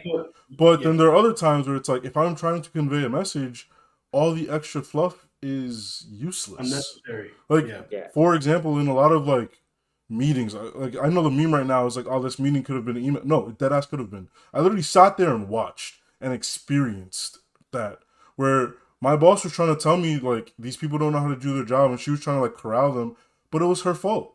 She was the reason that these people couldn't do anything. She was the one confusing them with all of these like metaphors and this, that, and the third. And I was like, You're what are trying you, to solve a problem, but the problem is you. yeah. Like she was like, oh, these people just don't know how to plan anything. I was like, well, every time they want to figure out and sit there and plan anything, you're running them in circles. This lady had a very simple question, and it took my boss like 3 different explanations to explain why they were doing something the same way. Never got it. I chimed in. I was like, this is why we're doing it this way. And she was like, oh, okay. I was like, thank you. And I was like, yeah, that's all it took. And at the end, after an It sounds like your hour boss of was listening just to my needing to boss, waste because time. she likes to lead by example. After an hour listening to her, I cut her off. I was like, all right, so this is how we're planning this now. A, B, C. Any questions? No. All right. Next. And we left. Yeah. We're done. Yeah, I mean, you got it, especially in terms of like that's also a very lucid point, very concise. But the thing is, like when you're creating a product, in terms of like a product, you have to think of the end goal. Like you have to think of the people who are going to be consuming this Yeah. product. And I feel like a lot of people try to use the excuse that, oh, if I don't think of the if I don't think of if I think of the consumer, it will lessen my product. It'll make it worse. It's like it's not true. It'll probably make it better. To be honest, I mean, I feel, especially I like feel, I feel who's your like product the, for? If it's for some consumer, you might as well do it exactly. that way. I feel like the consumer part of it too is what makes people miserable, because you hear people say all the time about something that they love and they have to make a career out of it. It's like it starts off as that passion. It starts off some like one of your first loves in life, where you just did it for yourself, where you weren't trying to make money out of it. And then now it became a business plan, and now it's something that's serious, and now it's something that you're possibly trying to pay your bills Mhm. off of it with, or you're trying to live off of. Um, and now you have to structure it a certain way to make it something that would appease to other people, No, you and it don't. might not be necessarily you. No, It you might not be don't. necessarily you. I generally don't agree with that statement, and because there's plenty of people who actually fell into that trap, and then they came out of it because they realized that they were lying to themselves. It's not the fact that they were making it for the consumer was bad. It's that they believed the consumer was so fucking stupid Yeah, that the thing that they were making became bad, right? yeah. So like, there's plenty of times where like if you have that passion project, right? Like, sure, you might have to tweak certain things for clarity because people cannot view into your mind, but that doesn't mean you have to necessarily dumb it all the way down. Like You Lupe never Fiasco was talking about that I, when he made the song "Dumb It yeah. Down." He didn't dumb down any of his music, right? Like, but he did understand there were certain ways he had to say things, and like that's how he But became Lupe. That's how he found his style, right? but the point that I'm gonna challenge you on is the fact that, let's say you reach that success, but there's different tiers of success you can reach by altering your work. Like, let's say the dumbing it down part. Let's say by dumbing it down, you were mildly successful, like, or moderately successful, but then you dumbed it down, and now you became like ultra successful, See, this right? is Are yeah. you really successful though? Well, Like no. now, I no, I just to wanted answer. to ask you, like, at that point, are you successful? Because like now you're I agree. determining your success Well, by the money's numbers. good. I But My agree with work again, you. is but out again, there. All the right, business side of it, the I business part of Yeah, it. I'm I recognized. I'm agree. rich. I Yeah, I'm agree with successful at EJ that on this point. point in that if you're able to find some level of success, but now you must change your style or change the work like too much to the point where you're not being true to yourself in order to reach a higher echelon of success, you shouldn't do it. Like well, that's what I was you trying to should, say. Is like I feel like at that yeah, point you're no longer successful. yeah. But you are Not successful. That's what necessarily. I'm saying. Maybe Like you can go by numbers, but I was like, are you successful in like, or do you find Oh, you yourself mean successful? all you gotta ask, was the dumb down work better for you, right? But even that low tier of success that an artist might experience, to them that's not enough. Even if they're giving 100% of themselves into that work, like it's 100% authentically true to them. They Yeah. still feel like, damn, this matter. Even if, let's say, they got their bills paid, but it's just not enough for them. It's not what they want. They want to be on that upper echelon, but what's At that holding them point, back from the upper they have echelon to is start asking themselves, what do they really want? Because if they want it, if they want the work, then they got the work, right? But if they want the money, then they got to chase the money. And at that point, like the two ideas cannot coexist. Yeah. Yeah. yeah. Yeah, it's like you gotta if you really want to think completely the consumer, because I think like we were saying, in everything in life there's balance. It's like you have to think of the consumer, but you also have to think about being as true to yourself as you can. So you have to toe the line between being as true to yourself as you can and also delivering a worthy product to people who are going to consume it. That's what Eric July is always talking about, and that he tries to do that. Like he tries to be true to his vision, but at the same time deliver a good product. And I mean, people like Ray, PewDiePie have I talked agree about it with too. I agree with PewDiePie, you, Ray, on the go on. people, the consumers being dumb. They assume that the consumers is dumb, or that the consumers won't receive this well if they be 100% true. And this is before they see any type of success at all, and that's what holds them back. But even when they get to that point, um, they know, like, when you look at, I don't know, Eric July or anybody else that is familiar with how the industry works in terms of what they have to do to reach certain levels. Like, they already they already know what they bring to the table as far as like a creative vision, as far as what kind of success they can bring on their own, but they also know the how to work the industry in ways where they can get to a point. Well, they'll be able to get, like, for certain they'll be able to get it. But are See, they but gonna get that to that? again goes back to the point where I was saying is like, what do they really want? Because like I said, like I brought up Chance before, right? Like he himself did not want to go. He didn't want to get signed. He didn't want to do none of that shit. But he busted his ass. He kept giving out music for free, and now he reached a certain level of success Yeah. that you would not compare to someone who isn't signed, right? And But I'm you not don't think saying that's it's easy. that's a fortunate that's I'm like a not saying fortunate it's easy, but I'm just saying like there are yeah. methods to the No, madness. EJ has a good point though. I, Using Chance the Rapper as a blueprint really sensible if he might have been All uh right, then what about Kanye? Kanye was literally hated. so now it's just Literally, two. all right, That's but I was still like, how many more people do I have to go I before? will say How many this. more people I do I have will to go say before it happens? Hey, And I'm just saying, like, I'm not saying it's easy. EJ has a I'm point. not, EJ has but a I'm point. just bringing up examples of the things of people who have Yeah. hit success, right?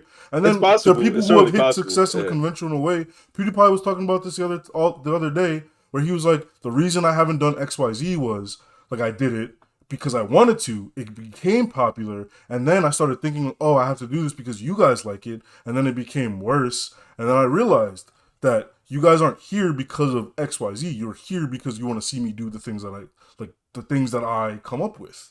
And I Yeah. like he's like, whether it goes up or down, I'm gonna have to live with that. Yeah. yeah. A lot of times people get hurt. Like these artists, when they drop an album, everyone loved it. They make a masterpiece. They drop it, everyone hates it. And then they start working to appease the customers, and it ends up being some like weird loop where eventually they just start doing whatever's out there design and going from there. I think the best thing to do is to skip that step and just try to get better at your craft, right? Like, because you know your writing style, you know your music style, you know your art style. Perfect it and don't worry about its reception till you can sit back and say it's perfected. Yeah. I don't think that, and sometimes perfection is a more dumbed down style, and artists might choose that.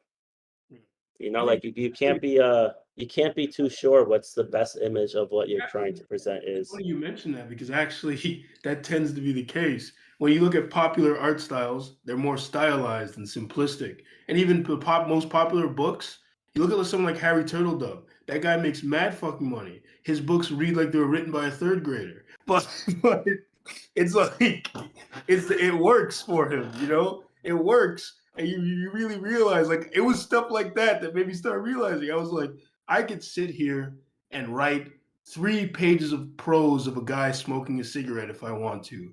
But I was like, will anyone want to sit there and read through those 3 fucking pages? Like, sure, it'll make me feel good that I wrote this flowery 3 page passage and it was a guy smoking a cigarette. But does it make the person reading it feel good? Or did they just Yeah. were they reading through it like, man, when is this gonna be fucking over? Because I've had that in books. There have been times I've read a book and I was just like, yo, like, when is this last part gonna be over? Like this The nigga's fucking really point. talking about. Yeah. Like it's like I love some good prose. But it's like if you start dragging the prose out now, it's like, okay, you're doing too much. Like let's Yeah. relax. Because like even in comic books, there will be times when a writer will start like filling the page with too many fucking bubbles and will just start ruining the product. And it's like you get this when someone is very arrogant. When you're not humble enough to accept that the consumer, like we said, the consumer is not some mindless idiot that appealing to them might make a good product. That the consumer is also another rational, intelligent individual that you can appease. Like when you're just an arrogant shithead, you start filling it with all your personal opinions, and you're just like now you're just not producing a product for people. You're producing it for yourself and your peers. You want to impress the other people around you, Yeah. and that's how you produce shit products. Hey, some people are just create things to appease their own arrogance, right?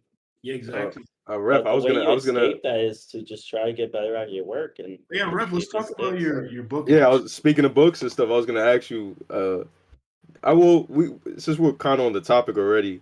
yeah. Um, have you ever thought about that in terms of your creative process when writing?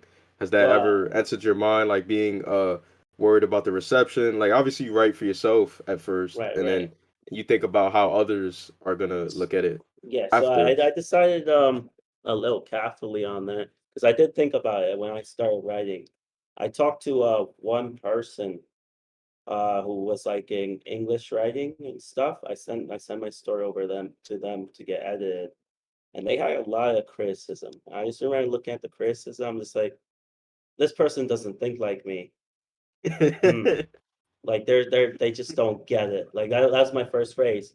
And I said, okay, if they just don't get it, how can I make them get it? And I Mm, actually make some very good edits off that back because if you do sometimes read your work through other people's lenses, you can gain information on your craft. So that was one thing I did. It's the same thing like you think about playing a video game, if you never played against anyone else, you won't really get how to get to them. And yeah, it's with anything, even communication, right? So if you're trying to write to communicate, you have to be effective. And I don't think you can get the same effectiveness if you write at the third grade level. That being said, if I wrote effectivity on the page and you knew I meant effectiveness, the point is still made. So So with do you writing, you do consider have yourself? a. Go ahead. Do I consider myself what? I was gonna say, do you consider yourself to be objective when it comes to any work that you put out? I know what I don't like in stories, and I know what I Okay. do. So I try to match that with a way of getting the points across. yeah, And I've always had the very similar writing style all the time. In fact, most of my writings have been written very scrambly, and I would just go back and edit and refine them. Because the reason I like the edit processing so much is because every day you grow, every day you learn. So yeah, if I write something in a chaotic fury of getting words down on the page, and I sit back and I try to reflect on what I was really trying to say, I ended up writing some very good stuff. I yeah, will say that I'm pretty impressed with my ability to navigate the English language. I do believe that like being social and trying to communicate and understand everyone has aided me in this. And I just am gonna just keep writing more. Like I'm just gonna keep going and see how good I get at it. But yeah, What? How tough was it to put out this first book that you have oh, I that you have really out? didn't care. I just woke up one day. I realized, oh shit, I wrote 3 stories. I plugged into the like EPUB format. I'm like, all right, it's 97 pages. I said, that's a decent amount of work. So I said, let Yeah. me just throw it up there. Let me clown it out as much as possible. Let me just write as much honest, integral, true to me things and see who cares to read it. Because no one's going to really tell you they're checking your stuff out, right? Like a lot of the best works are read in secrecy. I think that's another thing. So I'm not really worried about the reception and recognition. I Okay. have it, it's done, and I'm just going to keep putting up more and more, and you never know. Anything can happen, anything could stick, and honestly, you never know if the right person reads it, you get a phone call, and suddenly, boom, you're the bestseller. The thing is, people don't understand that a lot of this, like, oh, I did this, I stuck to it. No, you just lived long enough to see the right people rug into it, hook you up. yeah. I And even mean, if it was the right a million just random individuals and that helped you out. yeah, You just have to put it out there with confidence that you're proud of it, regardless of how much it can be seen, and then you choose to just try to write better and better and better and better, and refine your craft. And I think you'll be fine. I think at that point, even if you're never recognized, you'll have no shame or disappointment at your work never being recognized. Yeah. And if you have that, there might be a chance it's recognized in death. Yeah. You never Mm, needed it to be recognized, so why do you care if it happens after death? It's mm. not a shameful thing to have that happen to any artist. Yeah. When I've sent myself like when I like recently with some of the stuff I've written, when I've sent them to people, I'll like try very hard to get them to criticize me actually. Like sometimes I feel like I'll send work to people and I feel like they're trying to placate me instead of criticize the work. And then Mhm. I'll get kind of angry. Like I'll literally get angry if I feel like you're not giving me actual criticism. And I'll like try to push the person. I'm like, was there anything you didn't like? Anything? I'll try to get them to do that. And like sometimes they'll finally give me something to change. And like usually I'll try. Like it's like Ref said, you gotta weigh it against yourself. You gotta understand: was it something that was actually bad, or did the person just not get it? Right? And you have to. And usually, the way I'll do this is one, I'll think about it, and I'll see how many other times I try to send my work when I am doing it to as many people as I possibly fucking can.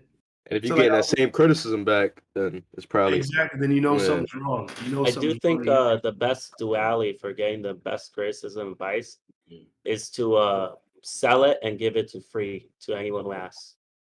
Yeah, I, Mm, that's what I I do. think that's the best method for actually developing a craft because at that point you're on both fronts, Wow. You're I mean, kind yeah, of just on both fronts. many people have gotten the thing that I want to publish soon. Many people have already gotten to read read like the mad people have already read it. Like they've already read it. They saw it before it's gonna come out. Yeah, but they've saw like an older version. Like by the time I release it, it's gonna be much different. I was Because gonna, I also was gonna ask you, Ref, about the book because I only got through the first short story so far. Plan on Yeah. reading the rest sometime later this week. But Mhm. are any of the stories you put in the book informed by some kind of personal experience that you went through, or Almost every single one has kind of been like a revelation I had. Uh okay, and like I usually just lived life, did my thing, paid attention, and they kind of popped into mind. I liked the premise. And then I just sat there with the mix of like whatever I was going through and wrote the rest of the story how I saw it fit. Mm. Um I would say once the premise lingered in my mind, or like I felt really good about it after like just thinking of it, I yeah, sought to write like a preface and I leave the preface there. And if I like the preface enough, I just start writing. that's yeah, So actually I always, if I have a good thought or a good idea, I always remember it. I reflect on it. If it becomes something worth writing for, I write. That's actually a very good strategy because like if you're a very creative person, like Ray can tell you I come up with like 1,000 ideas a minute. But the good thing is to, like you said, to let them sit there in your head and see which ones keep repeating. It's like even the stories I've recently began writing are stories that kept appearing in my head. And I was like, okay, this definitely needs to be written down. And like Rev Mhm. said, sometimes I'll do what I did with the Boogeyman story, where I'll write a shorter version, and if I read the short version and I enjoy the short version, I'm like, okay, this deserves to be expanded into an idea. But there have been times where I wrote a short version. I'm like, okay, this works as a short story, but I don't think there's much more you can do with this, and I'll just leave it alone. Yeah. Yeah. yeah. Uh, I thought it was interesting though. Like I said, I got through the first short story, and I was trying to knowing you, you know, just for as long as I have, I'm trying to put together the. I don't know if these characters, if any of the characters were like based off of you or based off of someone in your life, or Yeah, if they if were you took that approach with it at for all. the first story specifically, Yeah. it never really related to my life, but I started to feel Okay. really bad for other people and like children especially because I found that the world was going towards such a place of competition Mm, that I wanted to write a story that for children to read that would remind them of this. And I actually wrote a childhood like book draft. And I wrote it on paper sitting outside one day. It's my first story for a reason. I wrote it down and I said, huh, let me get to typing. But when I started to type, I was kind of like I started to realize no child should read this. You know, I realized like as I tried to reach some kids, I was just like, yeah, this isn't for children. I just realized, all right, children books not really my writing style. Yeah, I don't think it. I don't think it's for children Let at me all. just continue right this. So I knew right away. I was just like, damn, it started off as a children's book. I was just like, Yeah.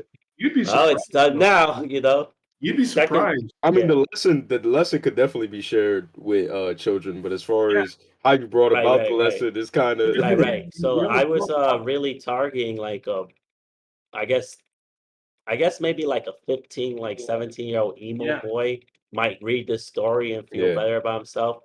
I was targeting a really like dredge kind of community. I think that's just because of how my ideas and brain kind of works. Like there's probably some sort of that there. So I was just gonna write within that style because both all three stories are very like dark and Hmm.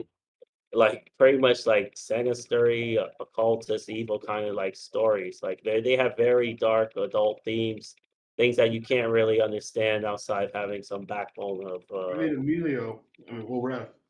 mhm. If you've read some of these young adult novels, there's some of them are very fucking dark. Like, I know.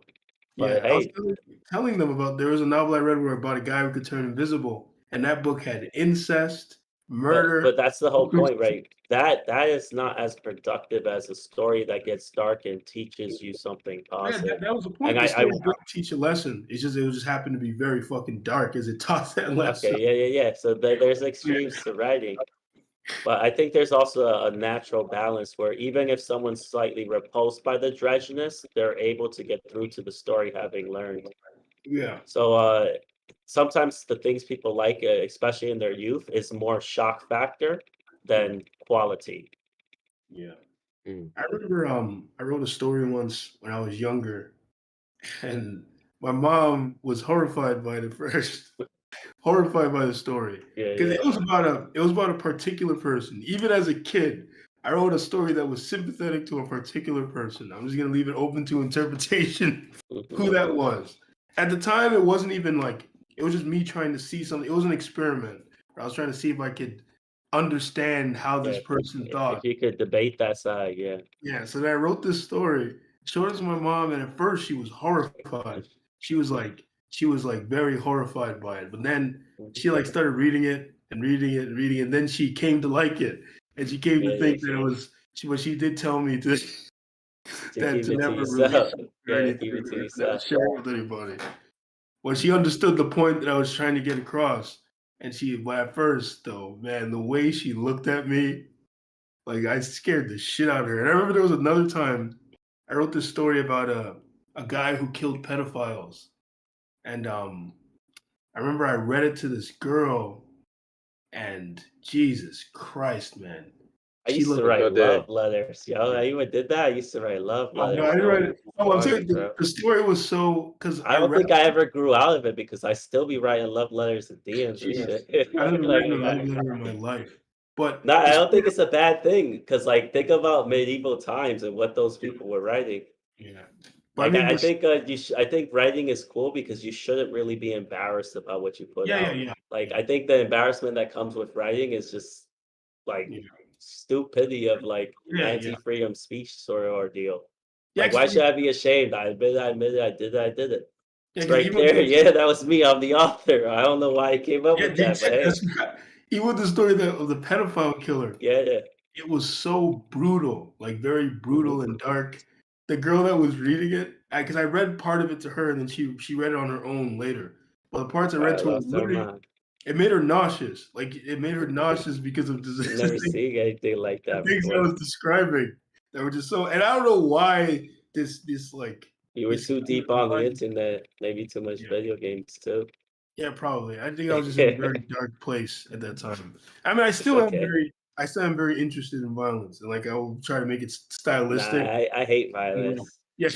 I mean, like I'd go stylistic with it, like not like in like a like just like yeah, Yeah, like yeah. random gore for no reason. But then after she read it on her own, again, it was a similar situation where she saw the point that I was trying to get Mhm. across, and then after she was able to get past the nausea of like the violence and the way I was describing it. Because like I like really describing things. So like that's what made it so gross, the story, and that the things he was doing when he was murdering these people, I would really sit there describing what he did. Yeah. Piece And by like piece, torture stories. There's actually a genre of that, like exactly. torture stories. Yeah, Yeah.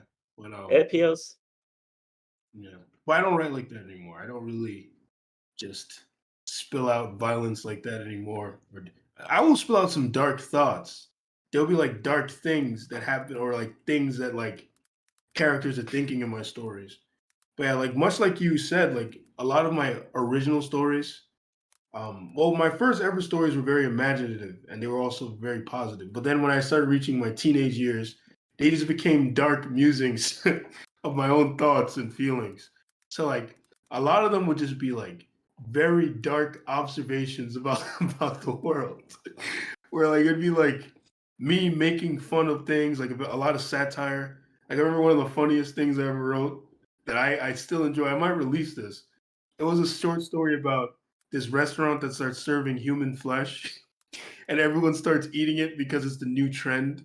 And they're eating flesh. They're eating fucking human flesh, doing this very inhuman thing, just because it's the new trend and they want to seem fashionable. You know, Yeah. I genuinely think that would happen. Yeah. I mean, yeah, I think it's already going on. I mean, Oh, I'm yeah. sure it is, right? But like, I'm talking about like super popular mainstream. I think it would genuinely happen. I Yeah. think it would happen. Yeah. Because I think the point of the story was the restaurant convinced everybody they'd removed the factor that could give you prion, and it turns out not to be true, and a bunch of people start dying. And that would I be thought the it was negative. funny. And I think I personally would go a little bit differently with that story, where they continue to do whatever's trending, Oh yeah. and ultimately that guides them to their destruction. If you wanted to extend the point, because Yeah. It was supposed to be a short yeah, story, yeah. but you're right. That could be a great end to it, where they Basically, see. the rather than the fads lead them to Yeah. immediate destruction, the fads lead them to like a moral kind of destruction. Yeah. Mm. Yeah. Yeah. Where maybe they just start actually torturing people and goofy shit like that. Yeah. Within the restaurant, everyone's just on with it. I Yeah. think they have like some band at concerts where you had to sign like a notice that you could die at the concert. Yeah. There was a And guy who used to shit on people, who used to throw feces on people at his performances. hmm Yeah. yeah, they got some crazy things. Like Yeah. people are willing to accept anything as long as it's viewed as like popular. Yeah. Even if it's like immediately against their morals, they may just do it for a one-time novelty story to tell and Exactly. realize they're in too deep. That Look at happens to a lot of people. the guy who let the woman pee in his mouth at a concert. Mm. Yeah. He was just trying to appease the crowd, and he realized he was just a little too deep, and Did he make a now you gotta take a response? golden shower. I don't know if he talked about it. I just know he became. Because could not be me. No, I would absolutely never let someone piss Could on not me. be me. If that woman peed on me, I would have jumped on the stage and whooped her ass. You know, So it's funny, No, I like mean, it no. wouldn't even She be picked that him up, bad. laid him down, pulled her pants down, squatted over him. Bro, there was too many. He had plenty of opportunity to not to, but I think at that point he was like, I have to. Like in his mind, he was like, I can't If pussy he out was a now. businessman, he would have stored a little in his mouth, put it in a jar, and sold it on eBay. Just like, But got it, boys. yeah, that's what I'm saying. But I don't know. It seems to be like a huge humiliation act. I can't picture why the star would have done that to him. Bro, if And you know your audience, you know your audience. it might have been fake. Could have been it was fake. The entire it thing. could have been a stage Man, set that where shit he came was out her already body, paying bro. on their hand. Yeah, but she could have had like a pack on her or something, and she pushed down on it and No, wasn't. maybe he was just paid. Oh Yeah, yeah, paid to accept the 50 fee. Yeah. grand Because I was like, and I one don't to know piss about on you all at my that. performance. Because like I What I was gonna say, Ref, is like, do you intend? Because I had a phase where I wrote stories like this a lot, but I don't do that much anymore. Are most of your stories meant to be social commentary? Uh, Honestly, if someone's calling, Oh. 1 second. I'll Yeah. answer the question first and get back to this person. All right, look. So my stories, I actually have a story that I've been working on since I was 25. I plan to release it when I'm 30. That one is not. Is going to be a more direct reflection of what we're currently living through in my lifetime, right? So Holy that shit! story is going to be a little. I It's had the same about idea. already. I'm at like 33 pages with it, but it's basically going to cover how much of what I really know. The reason I write these short stories is basically I wanted to bridge a gap between those who can read fiction and those who can sit down and say, "Here, take this fucking knowledge. You're going to learn today reading this shit." Mm. So that's my like hidden project, pretty much. Are you And into? it's like more locked away in a time capsule. I refuse to release it till it's finished. Yeah. So two things. Also had a very fucking similar idea. It was like a satire of our times, based on like the eventual absurdity. I think it's more. It's like we said when we said the more how the original story would have been cooler if it showed the moral degradation. So this story is about that, the moral degradation Yeah, that our yeah, yeah. society will reach in the future. But You know, what I was like going to say is, what do you think? So, what do you think about stories that are designed just for fun? Like it's designed to just be enjoyed. Like maybe yeah, there's a little message in there, but the main thing is just an enjoyable adventure. you could look at TV shows are a great example of this. Like they do, it would still teach some things to be good. It's almost going to be impossible to capture a big audience unless you teach at least some sort of principle. You can have the flashy colors, you can have the everything. You can go full blown production where everything is just so bizarre that people just like it. But at that point of just liking it, what's going to happen? The chatters of rumors, reasons, conspiracies as to why that happened, Yeah, even if the logic doesn't quite bridge. yeah, So you got to understand the natural innate of trying to gain reason when we absorb language in the first place. Whether someone talks to you, writes to you, when we absorb language, we're always trying to gain reason from it. So it would be difficult to write a story just for fun without some sort of yeah, logic. yeah. 100%. And if you meant like fun as in I'm just writing it for myself to have it, I have a couple of ones like that that I just still have sit there. They're not like I don't even want to show it to Yeah, someone. It's just for me. yeah. Like Yeah, I was just like, why did I write this bullshit? Fuck it, I'm gonna keep it. I mean, So Say I had too much wine that night. yeah, I yeah, yeah, feel yeah, yeah. I feel there can I feel certain stories can exist where like there is not a really deep underlying message, but the story itself is just a fun adventure to go on. yeah. Hmm. So if you mean a question like that, yes. I guess in truth it'd be really hard to write something that didn't have some sort of message Yeah. I because mean, one of my favorite animes, I ain't learned shit from it. It has no fucking nonsense. It's just full of shit. Like it Well, was literally they call them like test animes where they're intentionally just designed to be stupid, ridiculous, and so utterly full of crap and impossible like conclusions that you cannot follow the logic. And yet I still liked it. yeah. what's What it anime is called? that? XL Saga. Oh Oh, I heard man. about that. I heard XL about that. Saga. Yeah, XL Saga. I don't know why I liked it. I loved it as a like how old was I? Like 12 years old? It's just Um, like, oh man, like I mean, coolest thing ever.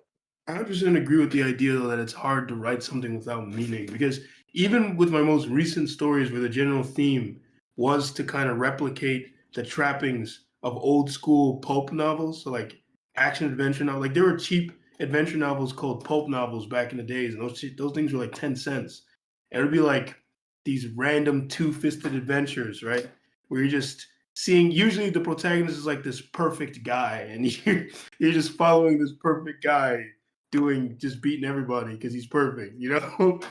And like, um, even as I was trying to write stories in that style, it was hard to not fit certain ideas in there. Like, I mean, not that I was trying not to. Like, I'd fit ideas in there, just in there. Like certain things I think about the like beliefs I have would find their way in there, or just like things I observe around about the people around me, like my beliefs about government would find their way into almost every story I've ever written. Like Uh-huh.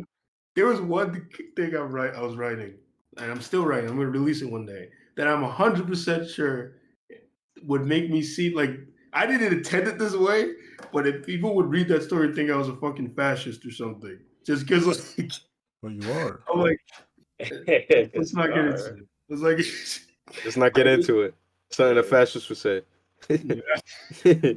Yeah, like I was like it was. I looked at it after, and I was like, damn, people gonna read that thing and be like, he was very sympathetic to this character. Yeah, I was gonna say on your question about can you write something without like meaning being attached to it, even if you go into that project or go the route of not wanting to implement some kind of meaning, um you're still gonna have people that try to interpret something from it. They're gonna tell you the So meaning. yeah, yep. so and I think sometimes that's what artists go for is that they're not trying to push across a message, but they let the audience interpret what they thought of Yeah, it. they want to make it vague enough Hmm. that it's appreciated in many ways. Yeah, Yeah, yeah. I try to do that sometimes. Yeah, because if you tell people, nah, this is the message, and that might be your message, it's just kind of like, damn, let people get what they get from it, you know? Yeah, I mean, sometimes people will get some goofy ass messages. Yeah, yeah, yeah, Got that's true. some- like we knew a guy like that who like he would just start inventing shit and Because like put it almost offends the work itself. Like yeah, when you like, get it's them, like yeah, when you get that he started message. inventing shit and putting shit that wasn't in there. And I was Yeah, like, yo, the person didn't say that. Like that, yeah, like you're projecting, bro. You're yeah. projecting.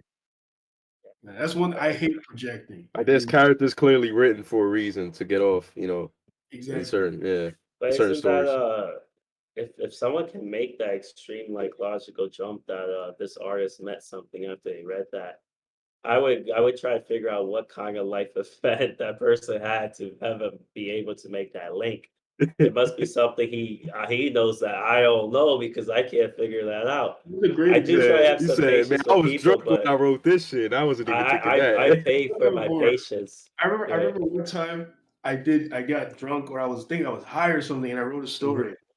And yo, when I read that shit back, not only was it very dark and very grim, Hmm. but it was written in like a very I it seemed like I specifically was trying very hard to ignore all grammatical conventions. Because there were moments where I crossed out lines that were grammatically correct and like rewrote them to make them not grammatically correct. Like it's like I don't know why I did that. Like I was trying to You make it just look try like being artsy or yeah, something. I think I was trying to make it look like the ramblings of a crazy person. And I'm sitting there reading that shit, and it was like someone else wrote it. I was like, yo, what the fuck? It's like, what And was I? being yo, alcohol is dangerous, man. Like alcohol get turns you crazy. But relating to what you said about people just having these weird, crazy reactions, me and Ray always laugh about this shit. Where there's this guy who wrote this comic book. He wrote a reboot of this comic called The New Warriors. And in Marvel, The New Warriors was like one of the most popular fucking teams. Like there's a new iteration of The New Warriors like every few decades because a very popular team. Um, and they were like this team of like youths, like teenagers, and that's probably why they were so popular. Most of the popular characters in comics are usually teenagers. People like the teenagers way more than they do the older people, right? I feel it's Um, because you can yeah, see teenagers making some goofy ass mistakes, and you're like, oh well, they're young. When you see adults doing it, you're like, come on, bro, you a grown yeah, ass yeah. They're man. either teenagers or very close to teenage years. Like they'll be like 17 or something. But anyways, the New Warriors, this guy relaunches it, and it was so goofy. Like it was like he was trying very hard to like trigger the conservatives. So he had these goofy characters with names like Safe Space and Snowflake. Very terrible concept, Yeah, right? it was plagiarism under Yeah, I was different trying guys, very right? hard to pander, right? And then Hmm. like this motherfucker was going on about his motivation, and it was the most depressing shit. He said, "Oh, when I was reading comic books growing up, I couldn't really relate to the characters because they seemed too cool, like they're always too perfect." And I was like, "Yo, how sad and self-hating do you have to be to see a character who is good and powerful, and that makes you feel bad about yourself?" Should I was inspire like, you at the least bit. exactly. I was like, yo, that's exactly. I was like, all that shit ever did. Reading Superman comics and seeing Superman made me think that I could be Superman. Like I was like, I have to be good, like Superman. Yeah, it made Like me I remember want to be good and cool. Like, I was like, damn, that's exactly. too good for me. I can't be like that.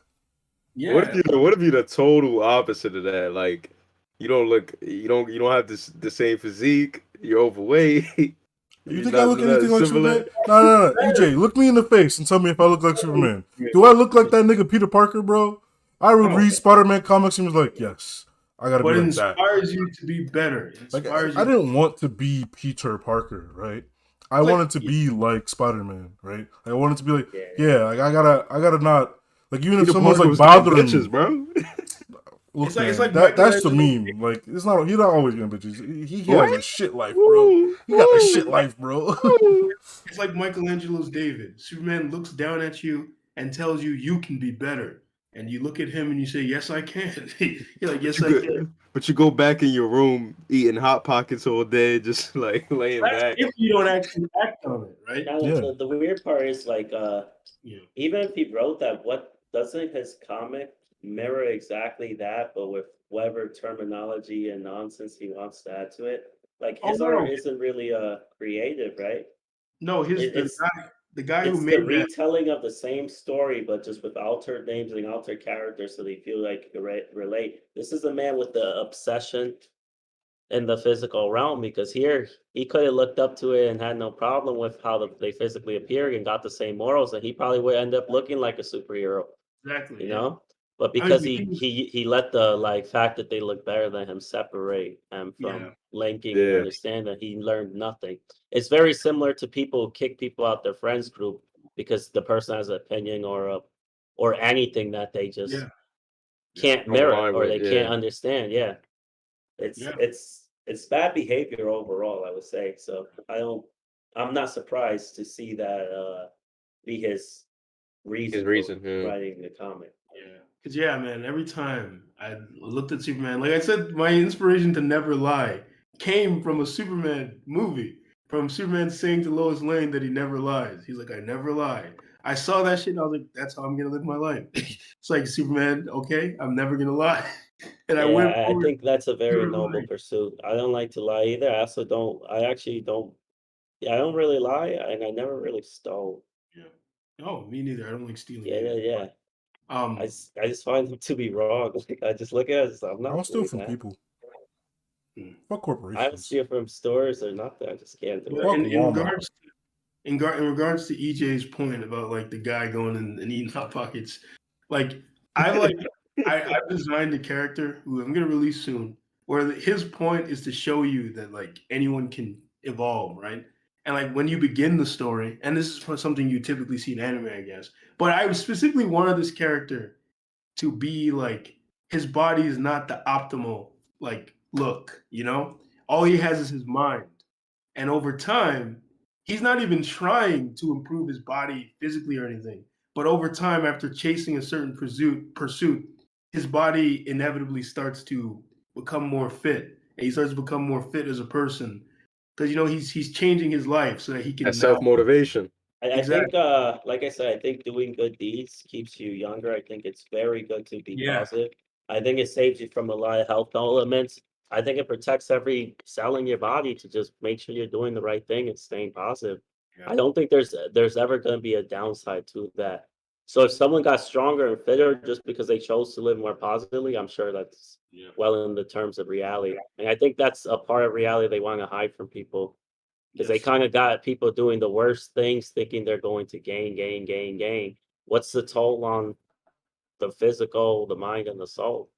Yeah. Like, what's the price to pay for doing the wrong thing for your own gain? There must be one.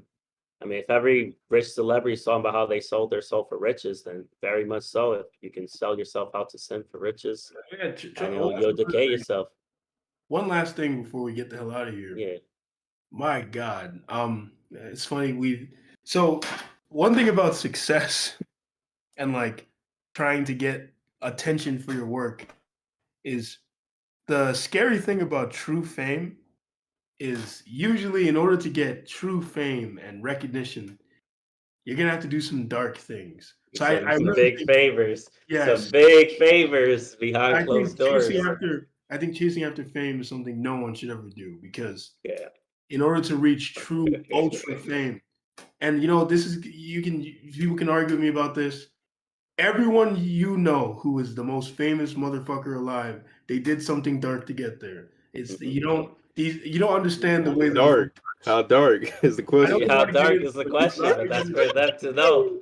And for me to pray I don't find out. The way the world works, and this is gonna make me sound like a conspiracy theorist, is the people who run things do not let certain messages or certain people really get up there. Like it's not happening. Illuminati type shit. Yeah, Yes, yeah. it's not happening. If you literally have to make promises and do things in order to reach a certain level Mhm. of like notoriety and like fame. And like even like when you look in like even as like a microcosm of this, you look in the red pill space, the most popular creators are the ones who are telling you to do stupid bullshit that doesn't make any sense. Now, if you think about it, YouTube claims they want to fight against these people, right? If that's the case, why are the most famous red pill YouTubers the ones that are telling you to do stupid shit and have the most insane takes, right? It's Yeah. because they know what they're fucking doing. They know what they're doing. They're trying to get you to look at the garbage. They're trying to get you to fight. But then you look at other red pill content creators who have more sensible takes, way at the fucking bottom. They're always way down there. Oh, it depends, right?